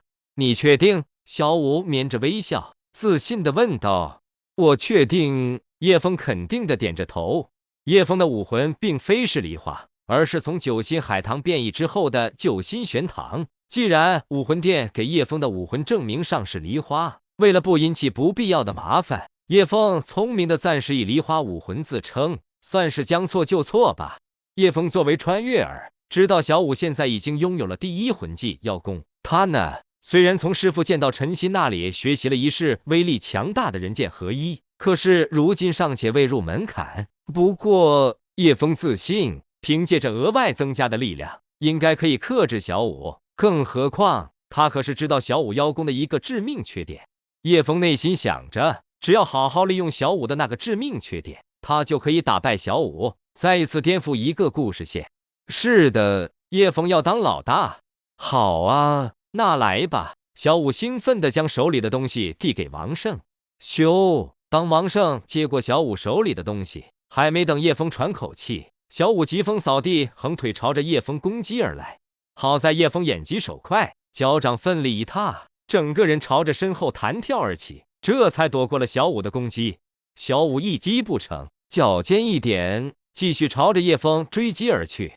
二人你来我往，拳脚相加，你追我躲，你打我防，打着难舍难分。越打，小五越是敬佩叶枫，他作为10万年年限的魂兽，这才使得实战经验如此的丰富。可是呢，叶枫这个6岁的孩子，竟然还能够和他打着不分上下。在星斗大森林，连泰坦巨猿和天青牛蟒都要叫小五一声小五姐。老大，小五来劲了，骑射的老大他要定了。突然，交战中，小五的身体亮起了一道光芒。第一魂技妖功得以贴身于叶枫的小五，将叶枫视为了一座山峰，双手不断在叶枫的身上攀登着，一会儿出现在叶枫的右边，一会儿出现在叶枫的左边。等到你以为他在你后面的时候，他又突然柔弱无骨地游走到了你的面前，抓着你的双手，嘴角噙着一抹得意的弧度，双腿蹬向你的腰部。好一招兔子蹬鹰，说时迟，那时快。眼看小五抓着叶枫的手腕就要得逞，叶枫眼疾手快，嘴角同样噙着一抹得意的弧度。叶枫等着就是这一刻。咚！叶枫手掌突然反扣，和小五抓着他的手腕一样，抓着小五的手腕，同时脚掌奋力一踏，整个人朝前顺势扑倒。值得一提，此刻小五可是在叶枫的前面呢。砰！小五还没有来得及蹬向叶枫的腰部，人就被叶枫像是猛虎扑兔的扑倒在了地面上。哎呦！吃痛之下，小五痛着叫了一声。下一秒，小五神经都绷着紧紧的。只见叶枫由于下落的惯性，头竟然……哦不是头，是他的嘴唇竟然朝着小五的嘴唇靠近。糟了！小五大呼不妙，初吻好像要没了。这是小五脑海中浮现的想法。小五的脑海一片空白，想要用手遮挡，可是这一切发生的太快了，根本来不及做出任何的反应。1秒、2秒、5秒，小五愣神地看着近在咫尺的叶枫，忍不住松了一口气。叶枫的鼻子距离他只有短短的2-3公分的距离，他的初吻算是保住了。叶枫和小五大眼瞪小眼，你看着我，我看着你，你还不起来？小五怒瞪着叶枫，脸色羞红，他可是从来没有吃过这么大的亏呢。承让！叶枫道。叶枫放开小五，从小五的身上爬起来。小五同样从地面上爬起来，摸着疼着差点开花的屁股，哀怨地看着叶枫，脸色羞红，问道：“按照这里的规矩，我是不是以后要叫你老大？”叮咚，恭喜你颠覆斗罗的故事线，抢在唐三之前打败了王胜，之后和小五切磋，保住了骑士的老大之位。奖励可任意分配的属性点3点，2个故事线竟然获得了3点属性点。叶枫心中错愕不已。在叶枫进诺丁学院大门的时候，颠覆了一个很小的故事线，结果奖励了一个可任意分配的属性点。现在获得了七社的老大，先后奖励了3个可任意分配的属性点。属性点的好处只有叶枫自己知道，称呼随意，叫我叶枫、叶老大、老大都可以。叶枫随意道：“那我就叫你叶枫吧。”小五眼珠子一转，怎么说他也是泰坦巨猿和天青牛蟒的小五姐，叫一个人类为老大，若是被星斗大森林的魂兽知道了，岂不是很丢面呢？行，只要你心里知道我是七社的老大就行了。叶枫微笑的应道。叶枫，你能不能告诉我，你刚才用的是什么魂技？小五好奇的问道。我还没有获得魂环，没有魂技，我刚才使用的只是一种格斗的技巧。叶枫回答道。格斗的技巧？小五更加好奇了。对，叫流氓的打法，游手好闲的混混常用的打法。叶枫点头。的确流氓。小五附和的应着。回想到刚才被叶枫打败的一幕，被叶枫压在身下的那一幕，俏脸忍不住一红。这个时候，唐三瞄了一眼叶枫，他总感觉叶枫藏着很深，因为叶枫和他一样几乎没有出过圣魂村，只是和一些同龄人打打闹闹，怎么会这样的打法？其实唐三不知道，叶枫这些都是前一世积累的经验。唐三看着小五，好奇地问道：“小五，你呢？刚才又是什么打法？”我刚才使用的是柔技。小五应道。柔技？唐三呢喃重复着。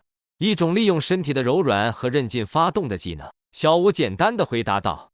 闻言，唐三又陷入了沉思，觉着若是他和小五对战，只要趁其不备，反应再快一点，一定也能够和叶枫一样，在小五近身之前打败小五。叶枫，你的魂力多少级？刚才我感觉你的力量很强。小五没有继续和唐三搭讪，而是好奇地询问着叶枫。我20级。叶枫顿了顿，还是说出了武魂殿证明上的信息。什么20级？小五瞠目结舌地看着叶枫。你多少岁？小五再次问道。6岁。叶枫如实地回答道。6岁。小五愣了愣神，顿了顿，思索了一会儿，继续道：我记得你刚才说你还没有获得魂环，可是你的魂力却是20级。是的，因为我是先天满魂力20级。叶枫应道。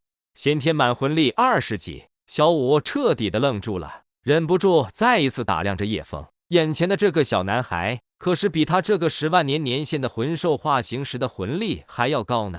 你们谁是唐三？正在这时，一个有着淡绿色头发的老师走进了七社，他的手里抱着一床被褥。我是莫老师，这是大师给你的被褥。谢谢莫老师。唐三、叶枫和小五是1年级的工读生，以后负责操场南边的花园，每天10个铜魂币，如有怠工，勒令退学。明天开学典礼，后天正式上课，你们再开始工作。我会不定期抽查，有不清楚的地方就问问王胜。莫老师交代完毕，转身离开了七社。小五左看看右看看，看着别人的床铺，又看着他自己的床铺，最后眼神落在唐三怀抱里的被褥。小五，用我的吧。小五，用我的吧。小五，用我的吧。我的被褥上午晒过太阳。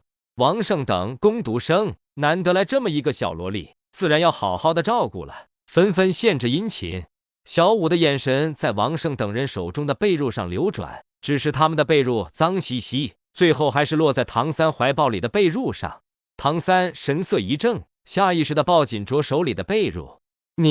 对了，还不知道你叫什么名字呢？小五道：我叫唐三。唐三应道：唐三，能不能和你商量一件事？小五讪讪地笑道：什么事？唐三眉头微挑，警戒地看着小五。你看，你的被褥这么大，2个人盖应该够了。我们把床拼在一起，然后一起盖，可以吗？小五脸色泛起红晕，询问着唐三。啊！唐三惊讶地看着小五，婉拒道：不好吧，你是女孩子，我是男孩子，男女可是授受不亲。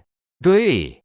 叶枫不等小五接话，插声地回答道：唐三说的很对，男女可是授受不亲。虽然大家现在还小，身体还看不出什么区别，但是此事若是传出去了，毕竟对你们的名声都不好。可是我忘记从家里带被褥来学院了。小五低着头，想起了他的妈妈，眼中露出伤感的神色。我给你吧。叶枫手指触摸着手腕上的镯子，屈指一弹，从里面取出了一床洁白的被褥。被褥呈现粉红色，上面绣着精美的纹路，摸起来软软的，档次比唐三的高了不知多少倍。使用的材料可是蚕丝。小五接过叶枫手里的被褥，露出微笑，之后顿了顿，收敛笑容，看向叶枫，关心地问道：那你呢？放心，我也有。叶枫手指再次触摸着手腕上的镯子，变戏法似的从里面取出一床被褥，看着诧异的唐三，微笑地解释道：我和唐三也没有带被褥过来，在路过酒店的时候，我在酒店里面购买了2床被褥，原本小五你那床是给唐三准备的，既然你也忘记了带被褥来学校，正好这床被褥派上了用场。谢谢你，叶枫。小五感激道。不用谢。叶枫微笑道。叶枫看着唐三，接着看着小五，他不知道那些同人小说怎么写的，怎么非要和小五拼床，一个人睡一张床，没有人打扰你做美梦，难道不香吗？叮咚，恭喜你颠覆了斗罗的故事线，阻止了小五和唐三拼床，并且赠送了小五一床被褥，奖励可分配的属性点100点。当小五和叶枫摊开各自的被褥，小五的脸色又红了，因为小五发现他和叶枫的被褥上，除开刺绣采用的风格相同之外，还各自拥有着4个大字：始于初见，至于终老。小五和叶枫的被褥分明是情侣被褥，100点。叶枫愣住了，这一次颠覆了拼床的故事线，竟然获得了100点属性点，可是超过了之前颠覆小五为老大获得的属性点的30多倍呢。这下该分配什么点呢？力量、敏捷、精神、防御。王胜、小五、唐三和叶枫等人相互认识之后，王胜作为学长，想着叶枫他们是工读生，还没有打扫卫生，身上应该没有多少零用钱，于是大方地提出请他们3个人吃饭。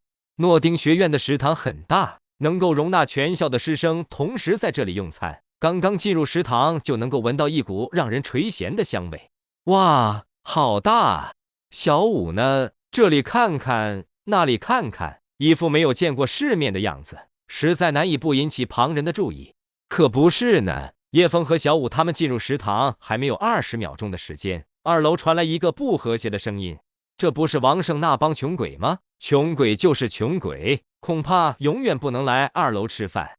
叶枫和小五循声望去，只见在2楼的栏杆上站着3个看上去11、12岁的男学生，正在嘲讽地对着王胜等人指指点点。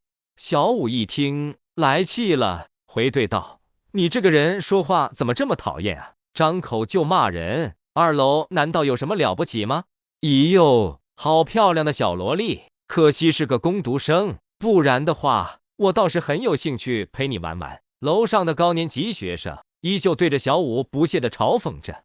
小五，2楼是单独点菜吃饭的地方，类似于外面的餐馆，价格很贵，我们是工读生，的确吃不起。王胜压低声音给小五解释着，接着继续道：小五，老大，唐三，我们去那边领饭盒。这个人叫萧晨宇，学院的老大，不用理会他们。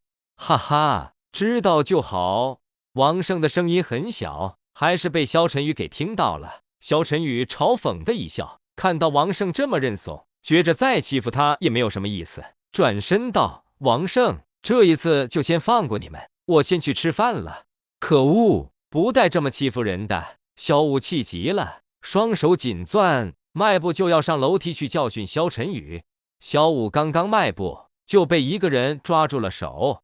唐三，小武眉头一皱，神色疑惑地看着唐三：我们是来吃饭的，还是不要惹是生非？唐三劝说道。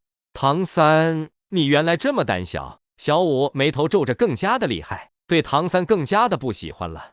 小武，你误会了，我们是新生，招惹是非对我们没有好处，但是若是有主动侵犯者，可以以雷霆手段还之。唐三着急地解释道。唐三，这还不算主动侵犯吗？他们已经骑在我们头上撒尿了。小武气呼呼的双手叉腰，看向叶枫，问道：叶枫，你是七社的老大，你说句话吧。老师。正在这时，唐三注意到大门口走进一个中年人，赫然是他的老师玉小刚，赶忙上去和玉小刚说话。等到唐三交谈完毕，回到队伍身边，王胜忍不住道：你拜大师为师？唐三点头。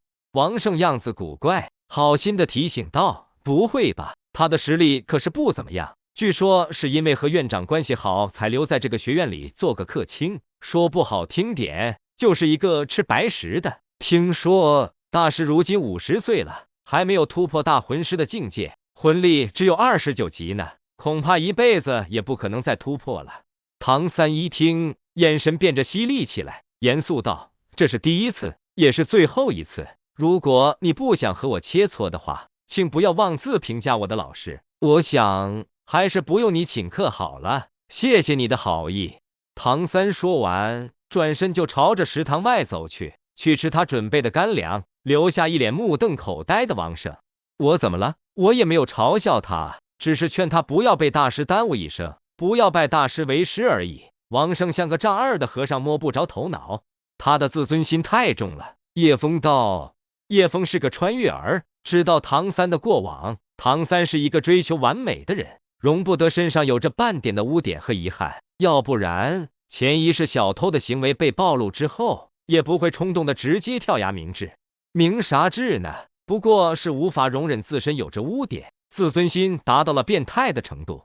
不，这是神经病。小武撅着嘴，对唐三更加的不喜欢了。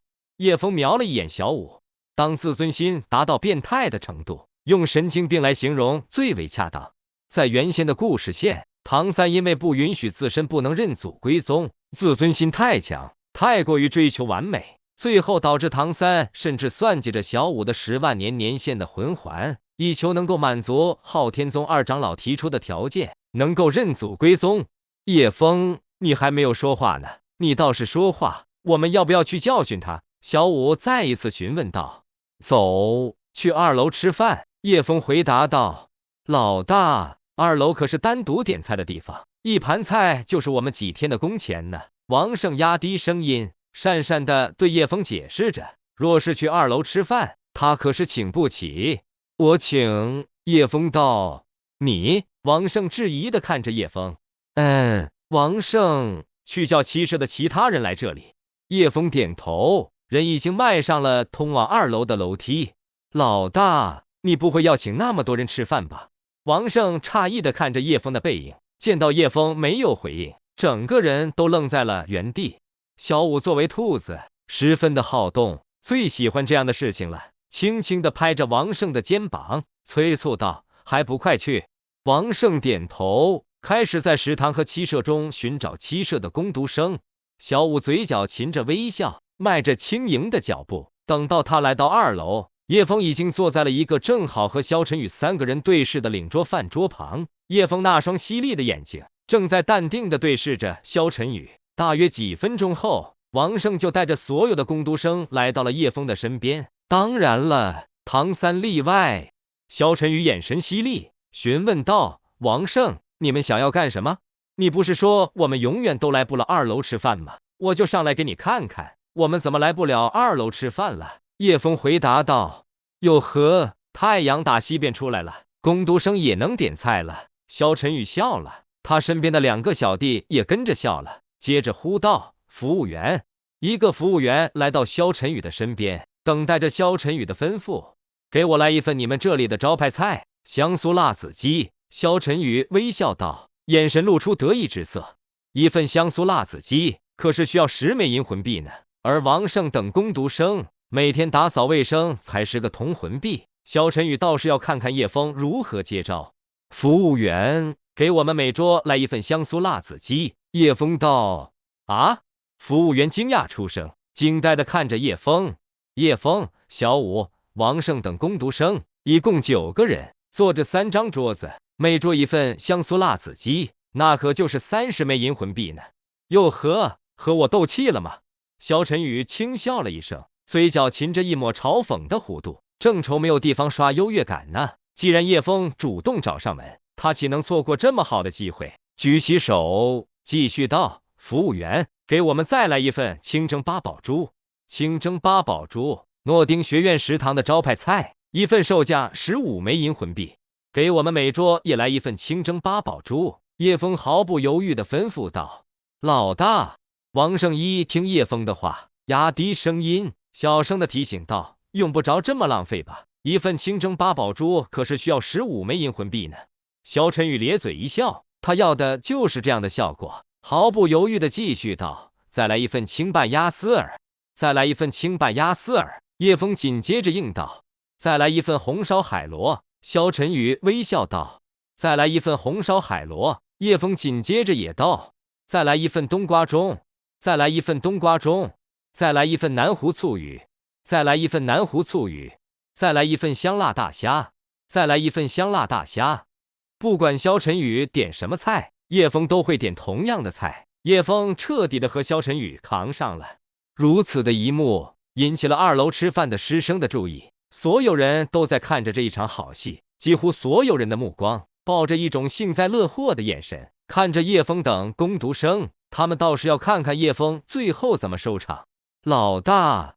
萧晨宇的一个小弟忍不住低声的嘲讽道，他8成是一个傻子，他点的那些饭菜可是至少需要10枚金魂币。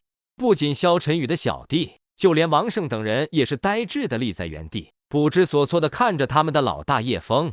小武见到萧晨宇不继续点菜了，他可没有钱财的概念，也不管叶枫是不是真的有钱，嘲讽道：怎么不叫了？你倒是继续点菜啊！不过话说回来了，叶枫一下点3桌菜，每个菜都和你一样，可是你呢，只是点1桌菜而已。我倒是想要问问，现在到底谁是穷鬼？哼，不知天高地厚的小萝莉，和我比富，我家可是诺丁城数1数2的富豪，我倒是要看看你们拿什么继续和我比。萧晨宇也是来气了，继续道：服务员，给我来上一份年限30年的烤全虎。烤全虎可是价值不菲，使用的羊不是简单的虎，而是年限达到了30年的一种虎类魂兽。在诺丁城的贵族圈子里，这道菜可是极为奢侈的菜，一份就需要50枚金魂币呢。这已经是萧晨宇的极限，如此的花费将会耗尽他10几年积攒的零用钱。服务员，给我们每一桌来上一份烤全虎。叶枫毫不犹豫地吩咐着。萧晨宇愣住了，王胜等人也是愣住了，哈哈哈！有些旁观者忍不住倾泻地笑着，哪怕就是一些在场的老师，他们也吃不起这道菜。可是呢，叶枫这个工读生竟然敢如此的点菜，这不是打肿脸充胖子吗？在场的旁观者已经能够看到叶枫的悲凉收场。服务员，上吧，我倒是要看看他们最后怎么吃着下去。萧晨宇要的就是这样的结果，他的内心想着叶枫等人定然支付不起饭菜钱，也想要看看叶枫的下场。那就上菜吧，叶枫随意道。服务员顿了顿，醒悟过来，脸色瞬间黑了，怒瞪着叶枫道：你是谁家的孩子，拿我寻开心吗？你知不知道你刚才点的饭菜至少需要160枚金魂币，你能有几个钱也想在这里充大爷？不就是160枚金魂币吗？狗眼看人低的东西。叶枫屈指一弹，从手镯储物魂导器中取出了一张黑色的卡牌。储物魂导器，黑卡，它是什么来历？竟然拥有储物魂导器和黑卡？场中的师生惊呆地看着叶枫。相比于价值至少几十枚金魂币的储物魂导器，他们更加的震惊。叶枫竟然拥有着黑卡。黑卡可是身份的象征，持卡人多为各国政要、百万富豪及社会名流。黑卡不仅仅只是财力的象征，还是荣耀的象征。就算是诺丁城的大部分贵族，他们也是没有拥有黑卡的资格。萧晨宇作为富二代，显然也是知道黑卡到底代表着什么，眼神呆滞，惊讶着说不出话来。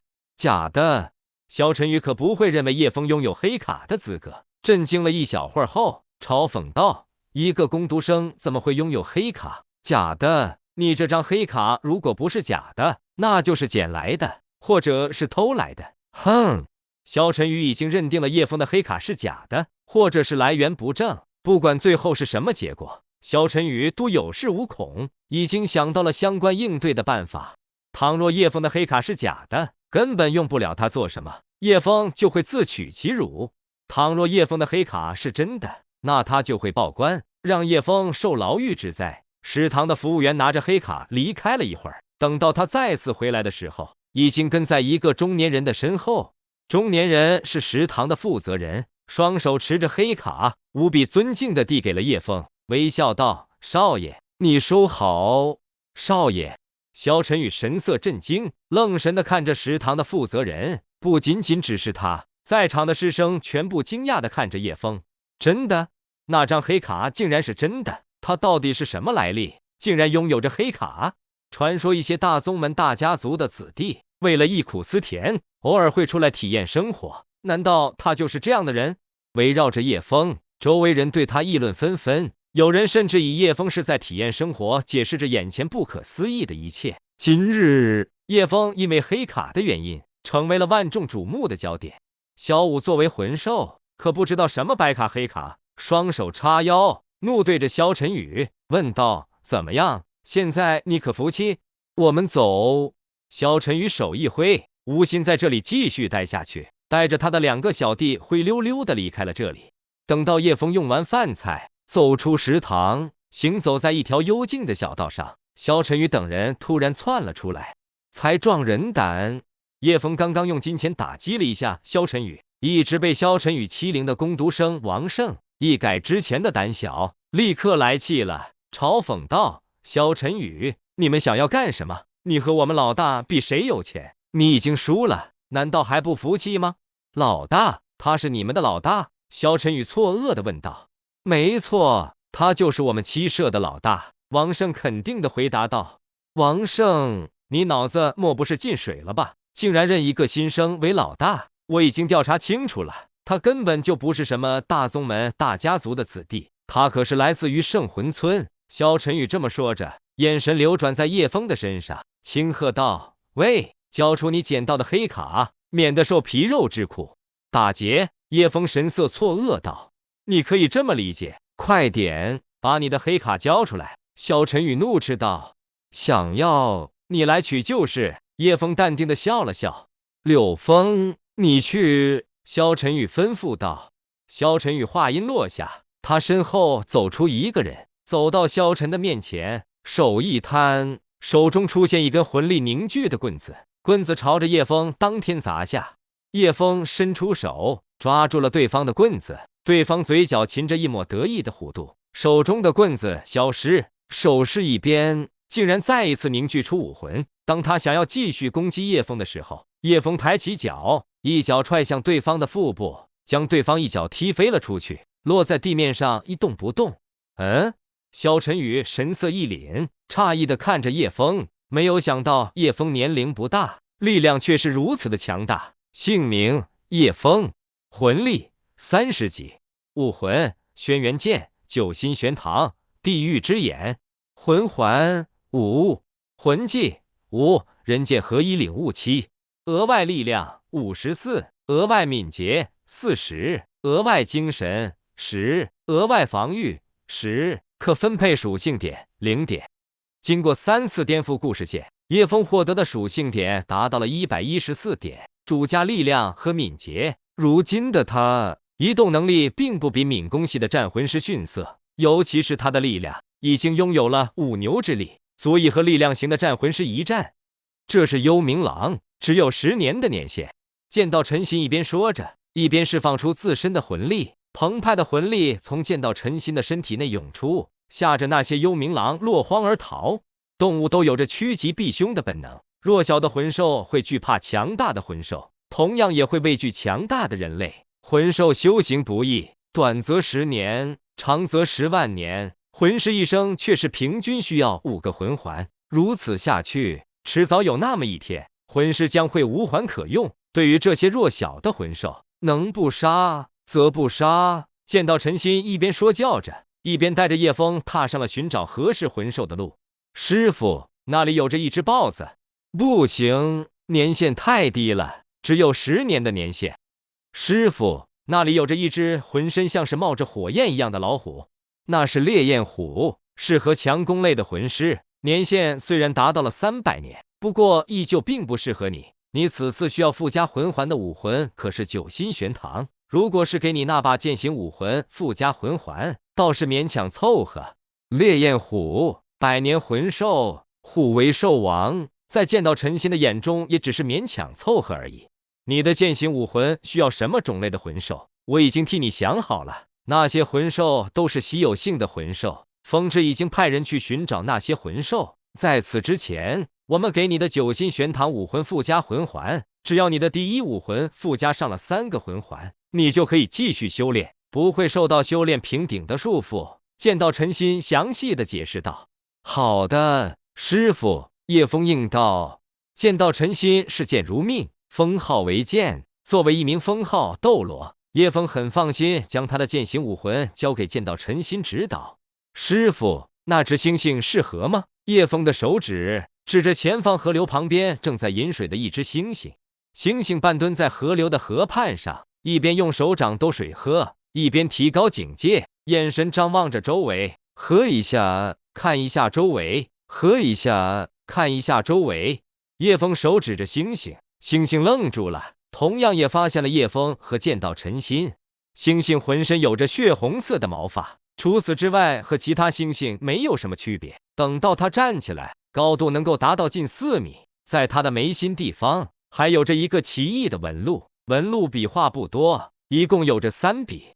猩猩发现叶枫和剑道陈心是微性的双拳相碰，他是狂暴猩猩。剑道陈心打量着猩猩，继续道：狂暴猩猩每满100年，眉心的红色纹路就会增加1笔，他的眉心有着3笔红色的纹路，第4笔纹路也有着成型的迹象，年限接近400年。你的9星玄堂的第一魂环就选它吧。师傅，他不是强攻系的魂兽吗？叶枫疑惑地问道。剑道陈心可是说过，叶枫拥有武魂轩辕剑，他建议让叶枫的9星玄堂走辅助系和控制系的道路。眼下狂暴猩猩可是强攻系的魂兽，明显不适合叶枫的9星玄堂。狂暴猩猩体内有着一抹上古异种的血脉，这抹血脉让他拥有着一个能力，能够激发血脉中的力量，短时间内提升自身的战斗力，这对你以后的发展十分的有益。剑道陈心说出了他内心的看法。好吧，那就他了。叶枫点头道。剑道陈心迈步向前，一步一步朝着狂暴猩猩靠近。吼！狂暴猩猩对着剑道陈心示威的咆哮出声，然而这样的警告被后者给无视掉了。砰！剑道陈心的拳头一拳砸在狂暴猩猩的身上，将后者一拳砸飞10米之外。就算没有动用七杀剑，剑道陈心作为封号斗罗，战斗力依旧不俗。砰砰砰！剑道陈心拳拳到肉，打着狂暴猩猩毫无反手的余地。吼！狂暴猩猩被接连揍了10几拳，彻底的愤怒了。眉心的红色符文亮起红色的光芒，身上的红发似乎也有着一层红色的流光，看上去就像是他被一团红色的光芒笼罩着似的。激发血液内的力量后，狂暴猩猩的速度和力量明显变得更快和更强。然而此时他面对的可是一名封号斗罗，依旧被剑道陈心毫无悬念地碾压着。大约10几分钟后，见到陈鑫一拳将狂暴猩猩揍飞，精准地落在叶枫面前1米的地面上。魂师吸收魂兽的魂环，最好满足2个条件：一，魂师亲自杀死魂兽，让魂兽对魂师产生强烈的怨念；二，暴虐魂兽，让魂兽放弃抵抗，寻求一死。见到陈鑫一边说着，一边从储物魂导器里面取出了一把匕首，扔给了叶枫，吩咐道：“开始吧，用这把匕首结束他的性命，然后像我这样双手结印，获得他的魂环。”好的，师傅，叶枫应道。叶枫手持匕首，走到狂暴猩猩的旁边，迟疑了一下。眼下他要杀的可是一只魂兽，外形和人类有些相似的魂兽。叶枫在迟疑，见到陈鑫也没有催促。不管什么事情，人都会有着第一次。缓了有5、6秒钟后，叶枫的匕首快速的在狂暴猩猩的脖子上一抹，吼！凄惨的叫声从狂暴猩猩的喉咙里传出，鲜血喷溅，溅在了叶枫的衣服上。狂暴猩猩的手掌捂着喉咙，挣扎了10几秒钟后才一动不动。叶枫学着见到陈鑫的手势，双手结印，淡淡的光点从狂暴猩猩的尸体里飞了出来，在他尸体的上空凝聚成一个光环。坐下，吸收它，由我给你护法，你不会受到任何的打扰。见到陈鑫吩咐道。叶枫应了一声，盘腿而坐，光环飞到他的头顶上方，突然急速的收缩，变成只有手镯那么的大小，套在了叶枫右手手掌心的9星玄堂武魂上。叶枫感觉到右手像是深入了热水里似的，一股炙热的能量疯狂地涌入身躯，身体忍不住轻微的颤抖着。他强任他强，清风拂山岗，任由能量进入身体，神手识海。在叶枫的耳畔传来见到陈鑫的指导声音。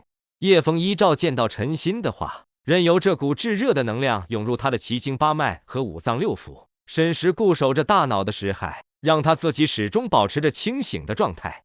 修炼不知10日，等到一切归于平静，叶枫发现他的9星玄堂的每片花瓣上多了一道红色的纹路，在花心有着一根花蕊变成了红色。成功了！叶枫内心狂喜不已。叶枫没有想到获得魂环竟然如此的舒爽，难怪人人都想要成为魂师，魂师想要获得更多的魂环呢。这种舒爽的感觉只可意会不可言传。魂技呢？你的第一魂技是什么？见到陈鑫好奇地问道。叶枫意念一动，身周的黄色魂环亮起光芒，同时手中9星玄堂武魂上的红色纹路，尤其是10根花蕊中的那根已经变成红色的花蕊，亮起了十分明显的光芒。与此同时，一道红色的光芒笼罩着见到陈鑫的身躯。见到陈鑫眼睛一闭一睁，语气平和的呢喃自语道，体内的血液流速变快了30%，速度和力量也增加了30%。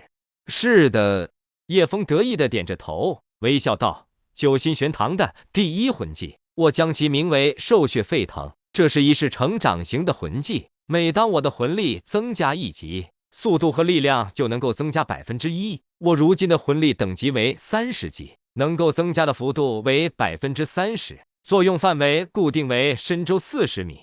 魂力增加1级，效果提升1%。如此的辅助能力，如果不是有着范围的限制，足以媲美蓉蓉的第一魂技和第二魂技。”见到陈鑫难得的微笑着，轻轻地拍着叶枫的肩膀。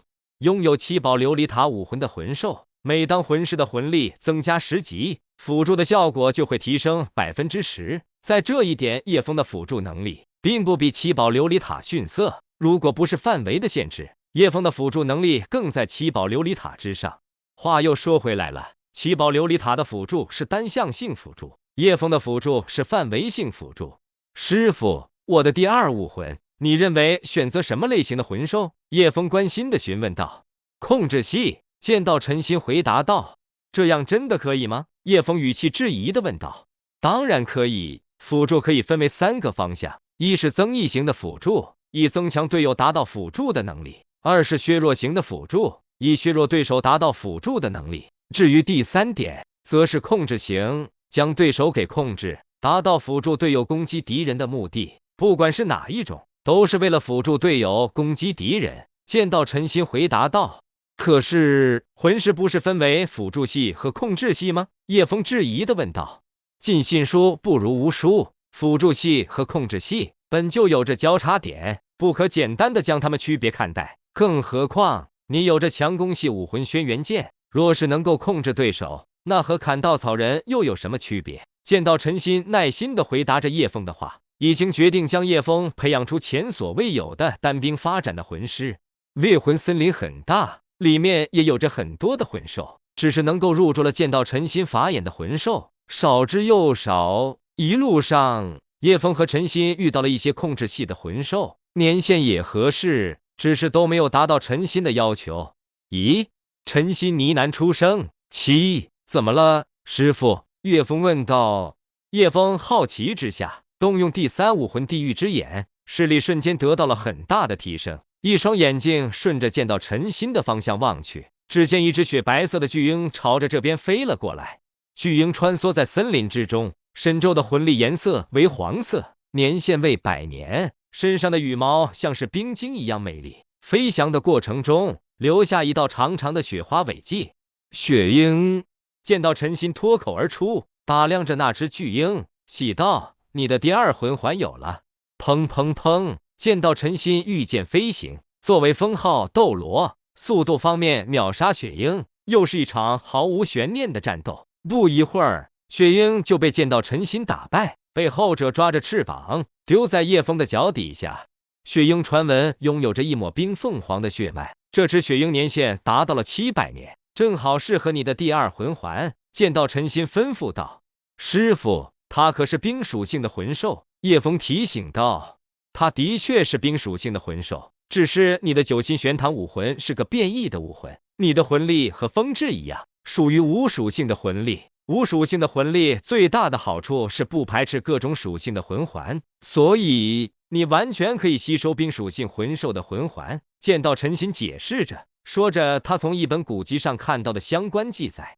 哦，叶枫受教的点着头，开始吸收他的魂环。为师为你护法。剑道陈心催促道：“好的，师傅。”叶枫点头。叶枫从储物魂导器中取出匕首，蹲下身子，刚刚想要结束雪鹰的生命，一道略带嘶哑的呵斥声从前面传来过来。住手！从之前雪鹰飞来的方向窜出来2道身影，这2个人一老一少，一男一女。男的看上去有着60、70岁的样子，一头白色短发，留着山羊的胡须，身着锦衣，神采奕奕，皮肤红润着像是出生的婴儿，一双蓝色的眼睛凝视着叶枫脚底下的雪鹰。跟在老者身边的是个漂亮的小女孩，身着利落的劲装，紧紧地包裹着她那已经开始发育的身材，一头水蓝色的长发披散在背后，白皙的面庞点缀着精致的五官，乍一看似乎并不是特别绝艳，但仔细看时却能不断发现她的美，那是一种朦胧的美感。她的那双蓝色的眼睛同样也在凝视着叶枫脚底下的雪鹰。有什么事吗？见到陈心语气平淡，确实能够切割人的心灵。老朽水若寒。老者自我介绍着，同时脚底出现7个魂环，2黄2紫3黑。对方赫然是一名魂圣。寒冰之气在老者的背后凝聚成一只冰凤凰，老者竟然拥有着顶级冰属性兽武魂冰凤凰。见到陈心不语，眼神平淡，只是静静地看着这名老者。尊敬的先生，您不能让这个孩子获得这只魂兽的魂环。自称为水若寒的老者道。为什么呢？见到陈心问道。因为这只魂兽是我们先发现的。老者回答道。你们先发现的？叶枫神色错愕，诧异地看着老者，脑海中浮现起原先的一段剧情，只是现在有所不同。他遇到的不是孟依然和蛇婆朝天香，而是一名自称为水若寒的老先生。冰凤凰。叶枫心中一凛，注意到老者拥有的极品兽武魂，接着下意识地看着那名少女。如果他没有猜错的话，这2人来自于天水学院，而且那名少女就是打着唐三几度怀疑是否开始修炼昊天锤的天之娇女水冰儿。叶枫顿了顿，问道：“怎么证明这只魂兽是你们先发现的？”小朋友，这个简单，你只需要看那雪鹰的腹部，是不是有着几道伤痕，那是老夫的魂技留下的痕迹。如果不是这只雪鹰过于谨慎和狡猾，冰儿已经获得他的魂环了。水若寒微笑道。叶枫伸出手，抓着雪鹰的翅膀，将它的腹部呈现于众人的眼皮底下。果然，叶枫的确发现了几道伤痕，这些伤痕正在流血。刚才见到陈心没有动用七杀剑，很明显是这个老者留下来的。话是如此，拦截这只魂兽，并且将他打成重伤的人是我的师傅。叶枫辩驳道：“小朋友，你说的很有道理。如果没有你们，指不定这只雪鹰已经逃掉了呢。”水若寒附和的应着，打量着叶枫，问道：“小朋友，我问你，你的魂力是不是达到20级了？”“算是吧。”叶枫随意的应道。果然如此。水若寒深邃的眼神亮起一道光芒，摸着胡须，钦佩的看着叶枫，为叶枫小小年纪修为就达到了20级感到无比的震惊。紧接着，水若寒继续道：“我水若寒也不是一个不讲道理的人，发现这只雪鹰的人是我们，拦截和打成重伤的人却是你们。这座猎魂森林中的魂兽都是无主之物，没有我们，你们也发现不了雪鹰；没有你们，恐怕雪鹰也会从我们的手中逃掉了。不如这样吧，由你和我的孙女切磋一下，谁若是赢了，这只魂兽就是谁的，可好？”叶枫犹豫了。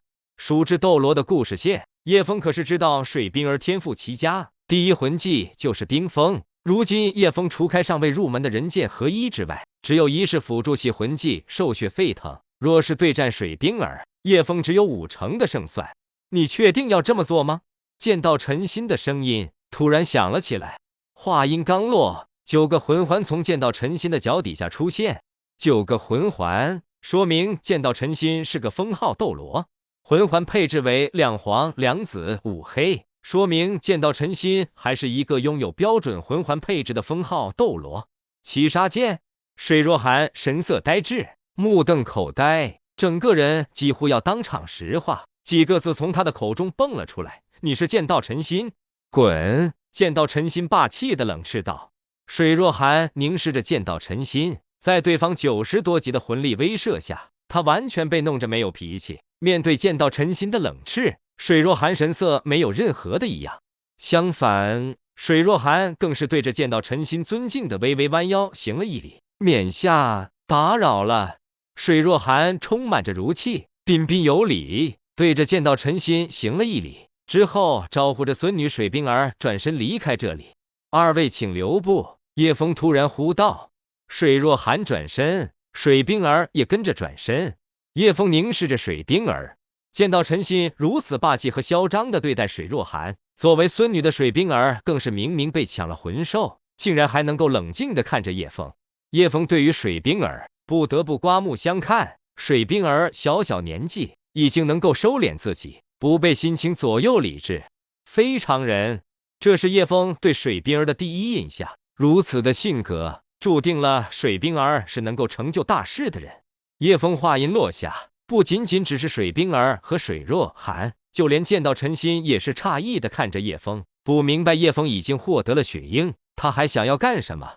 叶枫语气郑重，像是一个大人似的，应道：“你的要求我答应了。”“你确定？”水冰儿毕竟还小，着急的询问着叶枫。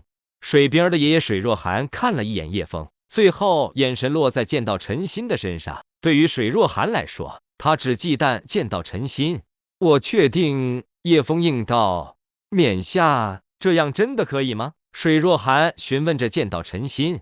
既然叶枫答应了，那就比一个吧。见到陈心没有犹豫，算是回应着水若寒。见到陈心也好奇叶枫没有攻击类的魂技，叶枫怎么去打败水冰儿？难道是人剑合一？见到陈心内心认为叶枫只有施展他传授给叶枫的人剑合一，才有可能打败着了水冰儿。见到陈心很想看看叶枫是不是已经领悟了人剑合一。当然，见到陈心知道这并不可能，不会有人能够在短短的3个月的时间内领悟人剑合一。但是见到陈心还是对叶枫抱着一丝丝的期待。水冰儿，武魂冰凤凰，20级控制系1环战魂师，请指教。水冰儿脚一踏，神州出现一个黄色的魂环，冰寒之力在他的背后凝聚成一只冰凤凰。冰凤凰的周围空间有着雪花飘舞，周围的温度自它出现之后也下降了几个摄氏度。叶枫武魂九星玄堂30级控制系一环战魂师，请指教。叶枫心念一动，脚底下出现黄色的魂环，在他的右手手掌心中出现一只玉石质地的海棠花。你说你的魂力多少级？水冰儿神色呆滞地询问道。30级一环战魂师。叶枫语气清晰地回答道。什么30级一环？水冰儿神色无比的震惊。孩子，你是先天满魂力30级？水冰儿的爷爷水若寒神色震惊地凝视着叶枫。是的，叶枫回答道。叶枫只有一个魂环，魂力等级却是30级，那么只有一个解释：叶枫觉醒武魂时，先天满魂力是30级。原本获得第一个魂环的时候，魂师的魂力能够获得一定的加成，但是叶枫的魂力等级为30级，已经达到了一个瓶颈。在没有获得第3个魂环之前，他的魂力无法获得突破。九星玄堂，水若寒紧接着又呢喃自语着。水若寒作为天水学院的院长，他可是知道魂师界的所有武魂。他听说过九星海棠，从来没有听说过九星玄堂。顿了顿，呢喃道：难道是九星海棠的变异武魂？毕竟他也是姓叶呢。第一魂技冰封，水冰儿意念一动，叶枫的全身瞬间被玄冰冰封。结束了。水冰儿抿嘴一笑。叶枫被冰封，只能站着被打，这也意味着这一场战斗已经结束了。嗡！一道魂力波动在玄冰里面诞生，叶枫的脚底亮起了一道黄色的光芒。叶枫体内的血液流速变快30%，速度和力量增加30%。砰！只听一声沉闷的响声，冰封住叶枫的玄冰破裂而开，出现许许多多的裂缝。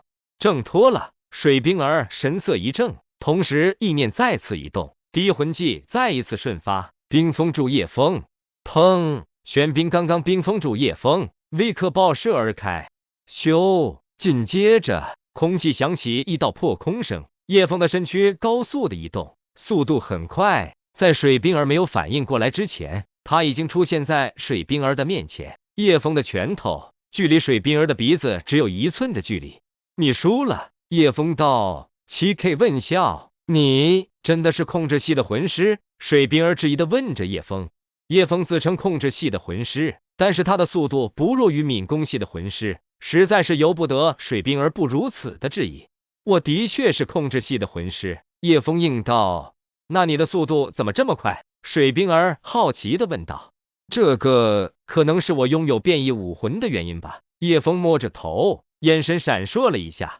叶枫的速度之所以能够如此之快，那是因为叶枫有着金手指系统，在系统的帮助下，叶枫的敏捷额外增加了40点，速度的确不弱于10几级的敏攻系魂师。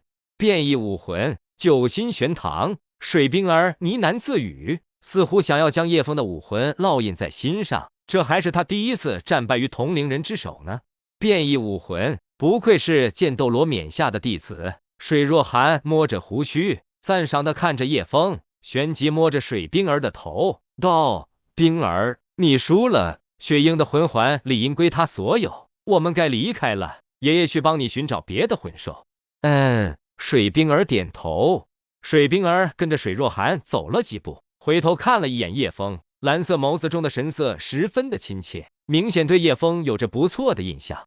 叶枫将水冰儿的神色收入眼底，经过他的努力，总算让水冰儿对他没有留下坏印象。你是不是看上那个丫头了？见到陈心问道。啊？叶枫诧异道。叶枫，你现在年龄还小，找女朋友的这种事情，还是等你去了高级魂师学院再说吧。见到陈心，语气无比郑重地嘱咐道。师傅，事情可不是你想象的那样。叶枫哭笑不得地看着见到陈心，他才多大啊？今年才6岁呢，怎么可能会考虑另一半的事情？真的吗？见到陈心不放心地问道。叶枫重重地点着头。不是更好？行了，终结雪鹰的性命，获取他的魂环吧。见到陈心吩咐道。叶枫点头。叶枫手持着匕首，在雪鹰的脖子上一抹，终结雪鹰的性命。双手结印，冰色的光点从雪鹰的尸体内飞出，在雪鹰尸体的上空凝聚成一个光环。光环在叶枫意念和手印的牵引下，套在了手中的九心玄堂里面。等到叶枫睁开双眼，见到陈心，急不可待地问道：“你的第二魂技是什么？”冰封。叶枫回答道。叶枫一边回答着，一边施展第二魂技。在他前面的一棵一人合抱的大树，被一层厚达30厘米的玄冰冰封着。我现在的魂力等级为30级，冰封的玄冰厚度为30厘米。每当我的魂师等级进入下一个等级，玄冰的厚度就会增加10厘米。叶枫详细的回答道。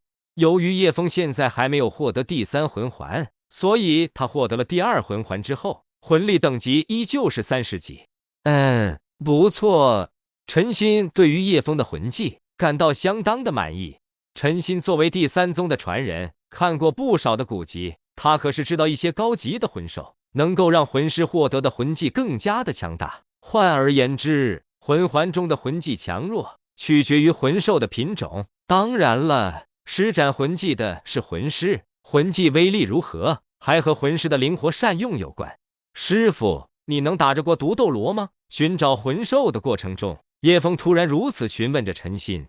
毒斗罗魂力等级为92级，比为是第4个等级。见到陈心回答道：“这么说的话，师傅能够碾压毒斗罗？”叶枫之顾问地询问着剑道陈心。剑道陈心应道：“师傅，等我获得了第3个魂环，你能带我去一趟落日森林吗？”叶枫关心地询问道，眼神也是凝视着剑道陈心。你为什么突然想去落日森林？剑道陈心好奇地询问道。我听说落日森林有着一座毒山，那座山被毒斗罗霸占着，听人说里面有着一些稀世的药材。村里面的医师可是说过，若是魂师吃了上了年限的药材，能够对魂师的修炼有益。叶枫回答道。叶枫如今已经获得了2个魂环，即将获得第3魂环。作为一名穿越儿，叶枫可是知道独孤博的药园子里有着一些仙草，能够对增强人的体质有着很好的帮助。魂师能够吸收多少年限的魂环，其实并不是固定的。魂师具体能够吸收多少年限的魂环，取决于他们的肉体强度。叶枫可是知道独孤博的药园子里有着冰火2翼眼、烈火性胶书和8角玄冰草，这3样东西加起来，不仅能够增强肉体的强度，还能够让人拥有冰免和火免的神奇效果。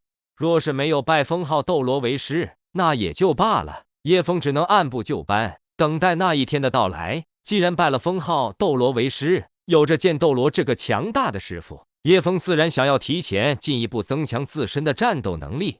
你是说老毒物在落日森林有着一座毒山？见到陈心停下脚步，眼神凝视着叶枫。听说他还在那座毒山里面有着一座药园子。叶枫回答道。消息可靠吗？见到陈心问道。这个我也不知道，我只是在一次偶然的情况下，从一名魂师的口中听说了这些信息。叶枫眼神闪烁了一下，为了避免麻烦，撒着一个善意的谎言。叶枫，你要记住，依靠外力提升实力可不是一件好事。见到陈心劝说道，他现在可是十分担心叶枫好高骛远，心烦气躁，过于追求魂力等级的提升，以至于造成境界的不稳。我知道师傅，但是若是消息是真的，我还是想要去获得一些药材。叶枫语气坚定道。好吧，等这里结束之后，我让风之派人进入落日森林查探一下，若是真的有一座你说的毒山，到时候我就带你去逛逛。见到陈心应道。谢谢师傅。叶枫喜道。你是我的学生，不用这么和我客气。见到陈心伸出手摸着叶枫的头发。5日后，叶枫获得了他的第3魂环之后，坐着见到陈心的七杀剑，一路从猎魂森林御剑飞行，回到了诺丁城。等到见到陈心将叶枫带到诺丁学院的大门口，见到陈心就和叶枫分别，前往七宝琉璃宗。叶枫独自一人回七舍。老师，我们这么做是不是有点不道义？唐三询问着身边的大师玉小刚，目光中的神色十分的挣扎。不同的人在不同的情况下，对于道义的定义也会有所不同。如果我们2个人不这么做，我们只会和他们一样卷铺盖走人。大师玉小刚回答道。在唐三和玉小刚的前面，有着已经整理好东西，大包小包离开七舍的工读生。当叶枫回到七舍宿舍楼大门的时候，正好看到了这一幕。叶枫，你终于回来了。小五眼神动容，带着一点哀怨的和叶枫寒暄着。小五，你们这是怎么了？叶枫眉头一皱，好奇的询问道。小五、王胜等8个工读生，不仅仅只是肩膀扛着被褥，还各自提着一只桶，桶里面装着毛巾、牙膏一类的一些生活用品。我们被学院开除了。小五低着头，悲伤的神色楚楚可怜。开除了？叶枫神色一怔。小五点头。怎么回事？你们做了什么事情？怎么会被学院开除？叶枫眉头皱着更加的厉害，无比好奇地询问着小五。在原先的故事线，小五可是在诺丁城初级魂师学院正常性的毕业，眼下小五却是被学院开除了。叶枫内心猜测着，难道和他有关？果然，在小五的陈述中，叶枫才知道事情真的和他有关。叶枫在离开之前，给了七舍9个工读生一张欠条，欠条来自于前段时间想要欺负他们的高年级的学生。小五获得了来自于萧晨宇方面价值500枚金魂币的欠条，王胜、唐三等人也获得了对应不等的好处。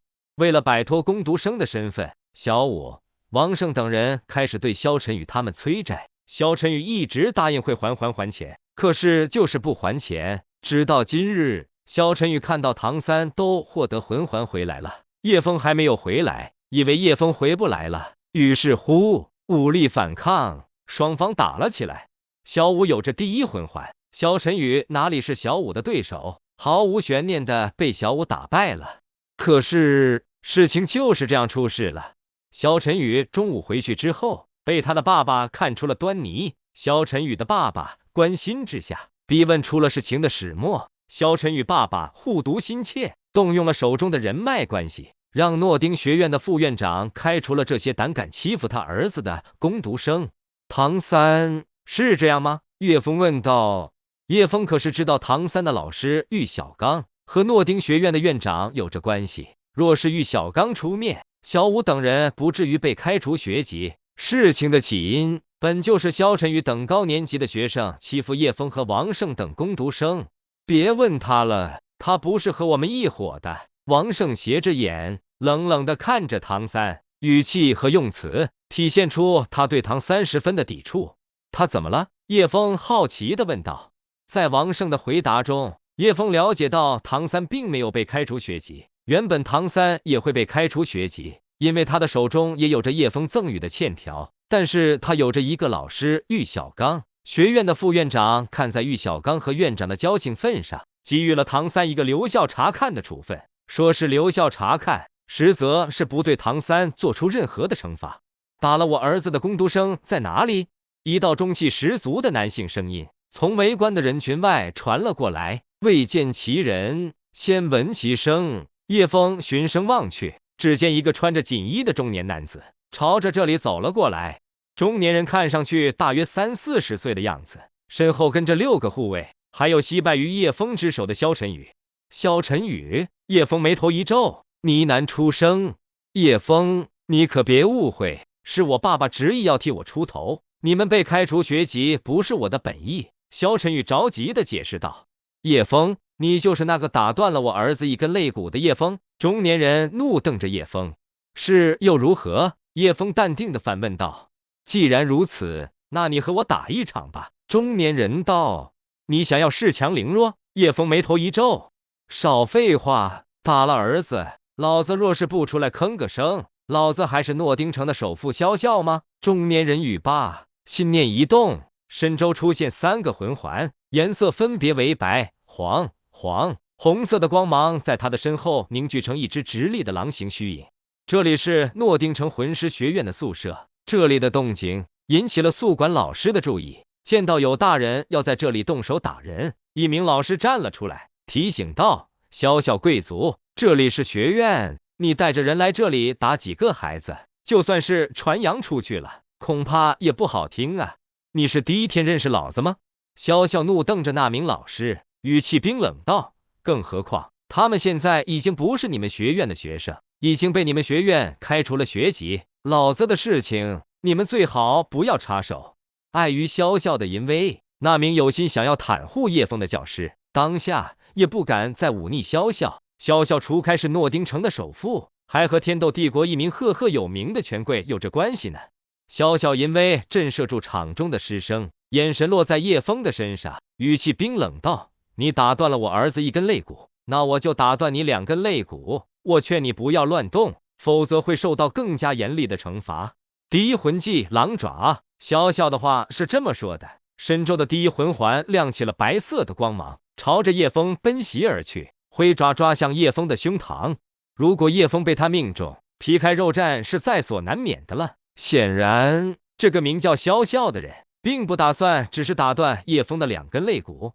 咻！眼看叶枫就要被狼爪给袭中，鲜血飞溅。然而，萧笑的狼爪竟然没有受到任何的阻力，利爪贯穿了叶枫的身影。残影！萧笑神色一怔，显然没有想到他的攻击竟然没有击中叶枫，看向叶枫，整个人愣住了。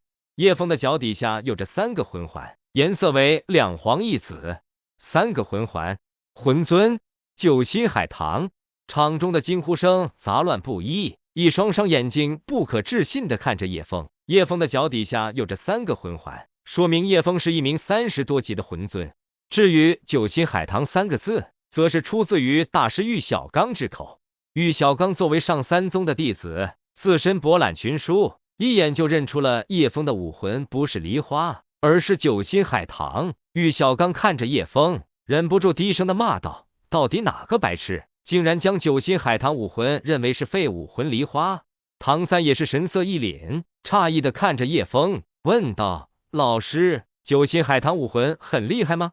玉小刚回答道：“九心海棠武魂不管魂环拥有多少个，魂技都会只有一个，那就是范围性的治疗。武魂的品质为极品辅助系武魂。不过什么？”唐三追问道。不过叶枫他的武魂和九心海棠外形相似，颜色却是不同，质地也有所不同。如果我没有猜错的话，他是第3宗的传人，而且拥有的武魂是变异武魂。玉小刚回答着唐三的话，眼神流露出一抹的黯然神伤的神色。同样是变异武魂，叶枫是变异着强大，而他玉小刚却是变异着弱小。只是他的魂力怎么是30多级？我记得老师说过，拥有3个魂环，魂力等级就是30多级。我可是记得武魂殿武魂觉醒证明上只是写着他是先天满魂力20级。唐三继续疑惑地问道：“也许有人看走眼了，他的先天魂力不是20级，而是30级。”玉小刚回答道：“老师，这个世界上有先天满魂力30级的人吗？”唐三语气带着一点妒忌地问道：“以前没有，现在有了，那就是叶枫。”玉小刚回答着，眼神流露出一抹的惋惜之色。如此优秀的天才，竟然不能拜他为师。在武魂殿给出的武魂觉醒证明书上，写着叶枫的先天魂力为20级。叶枫才多大啊？只有6岁而已。在玉小刚内心看来，就算叶枫的天赋再怎么逆天，叶枫也不可能在如此短暂的时间内提升10级的魂力。那么真相只有一个，叶枫不是先天满魂力20级，而是先天满魂力30级。先天满魂力30级，魂尊！一道不可思议的声音从人群的外围传了过来，所有人循声望去，只见有2个人朝着这里走了过来，一中一老。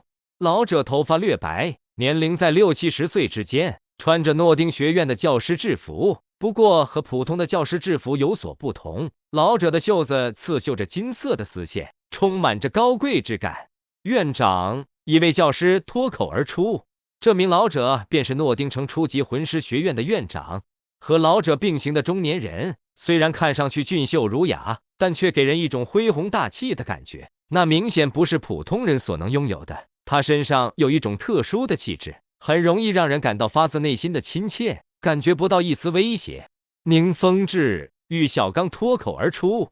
玉小刚作为上3宗的弟子，一眼便是认出了那个中年人就是七宝琉璃宗的宗主宁风致。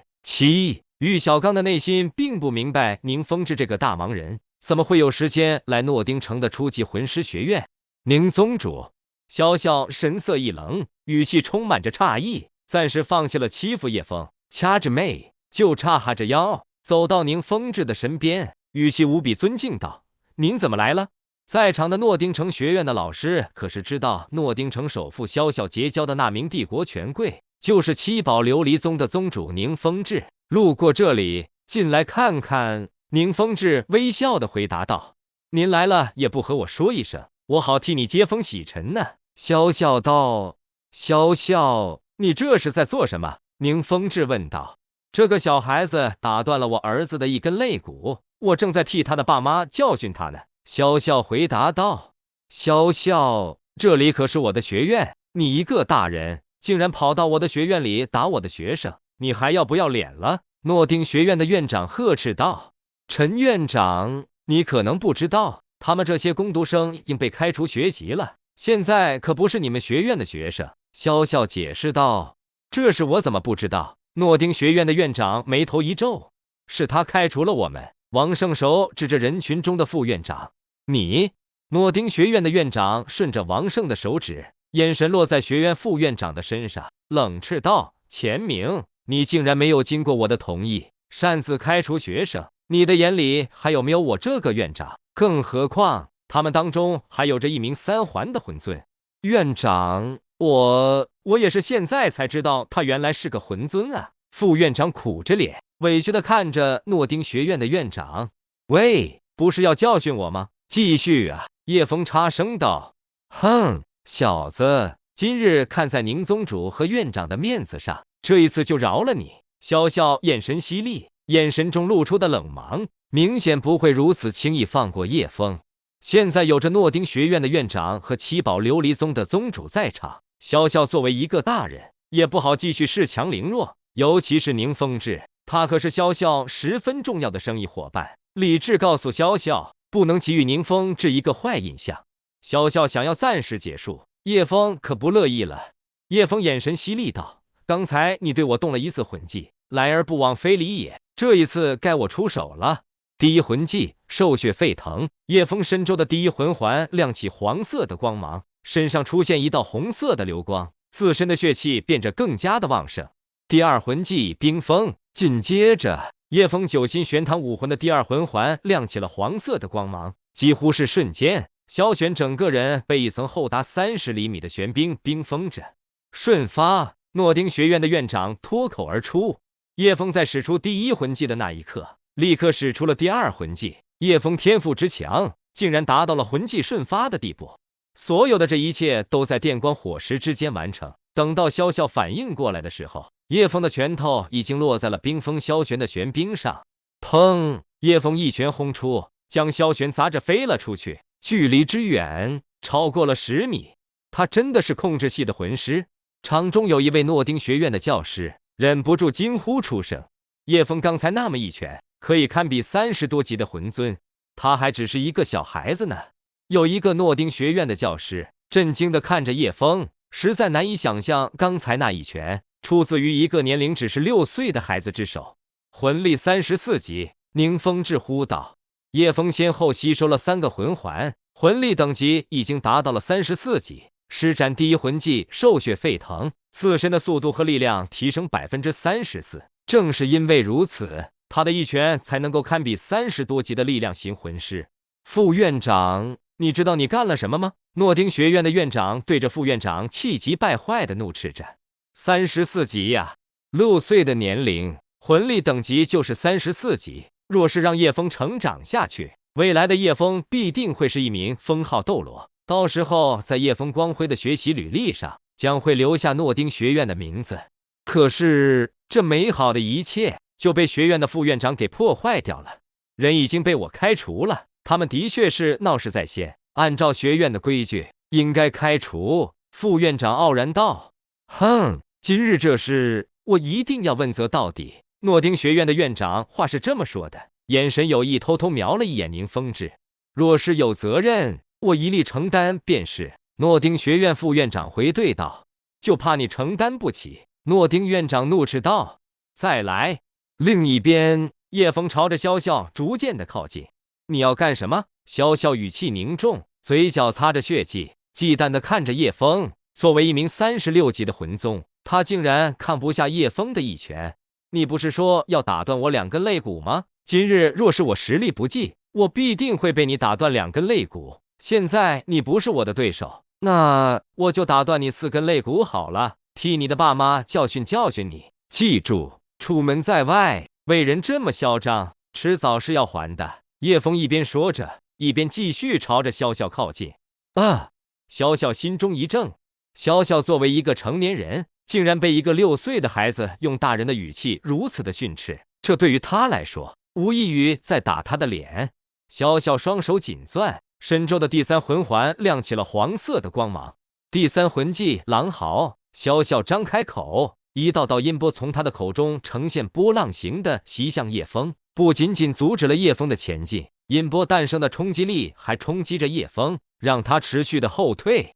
第2魂技冰封，一道冰色的光波朝着周围扩散，萧笑再一次被玄冰冰封。等到叶枫奔袭到萧笑面前的时候，萧笑身周的玄冰爆射而开，脚掌奋力一踏，远离着叶枫的拳头。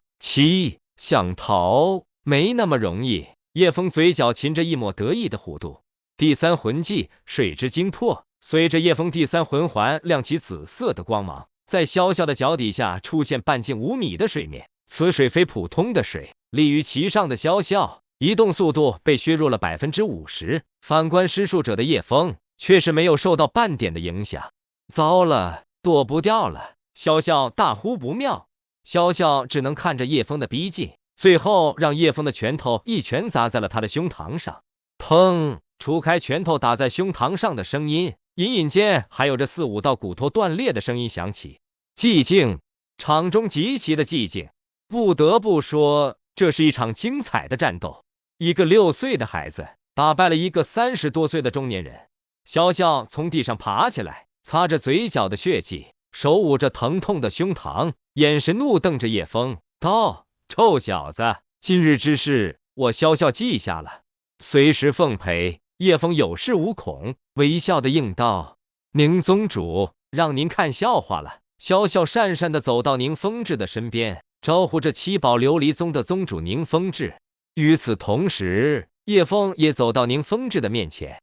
宁叔叔，你怎么来了？叶枫微笑地问道。宁叔叔，萧笑神色呆滞，整个人当场石化。叶枫竟然叫他生意的重要伙伴为宁叔叔。路过这里，听城内店铺的人说看到了你和剑叔回城，所以进来看看你。宁风致微笑地摸着叶枫的头，回答着叶枫的话。剑叔一边，大师玉小刚注意到宁风致的用词，愣神的低声脱口而出道：“叶枫的老师难道是剑道陈心？”玉小刚的声音虽小，还是被唐三一字不漏地听到了。唐三好奇地问道：“老师，叶枫的老师难道比你更厉害吗？”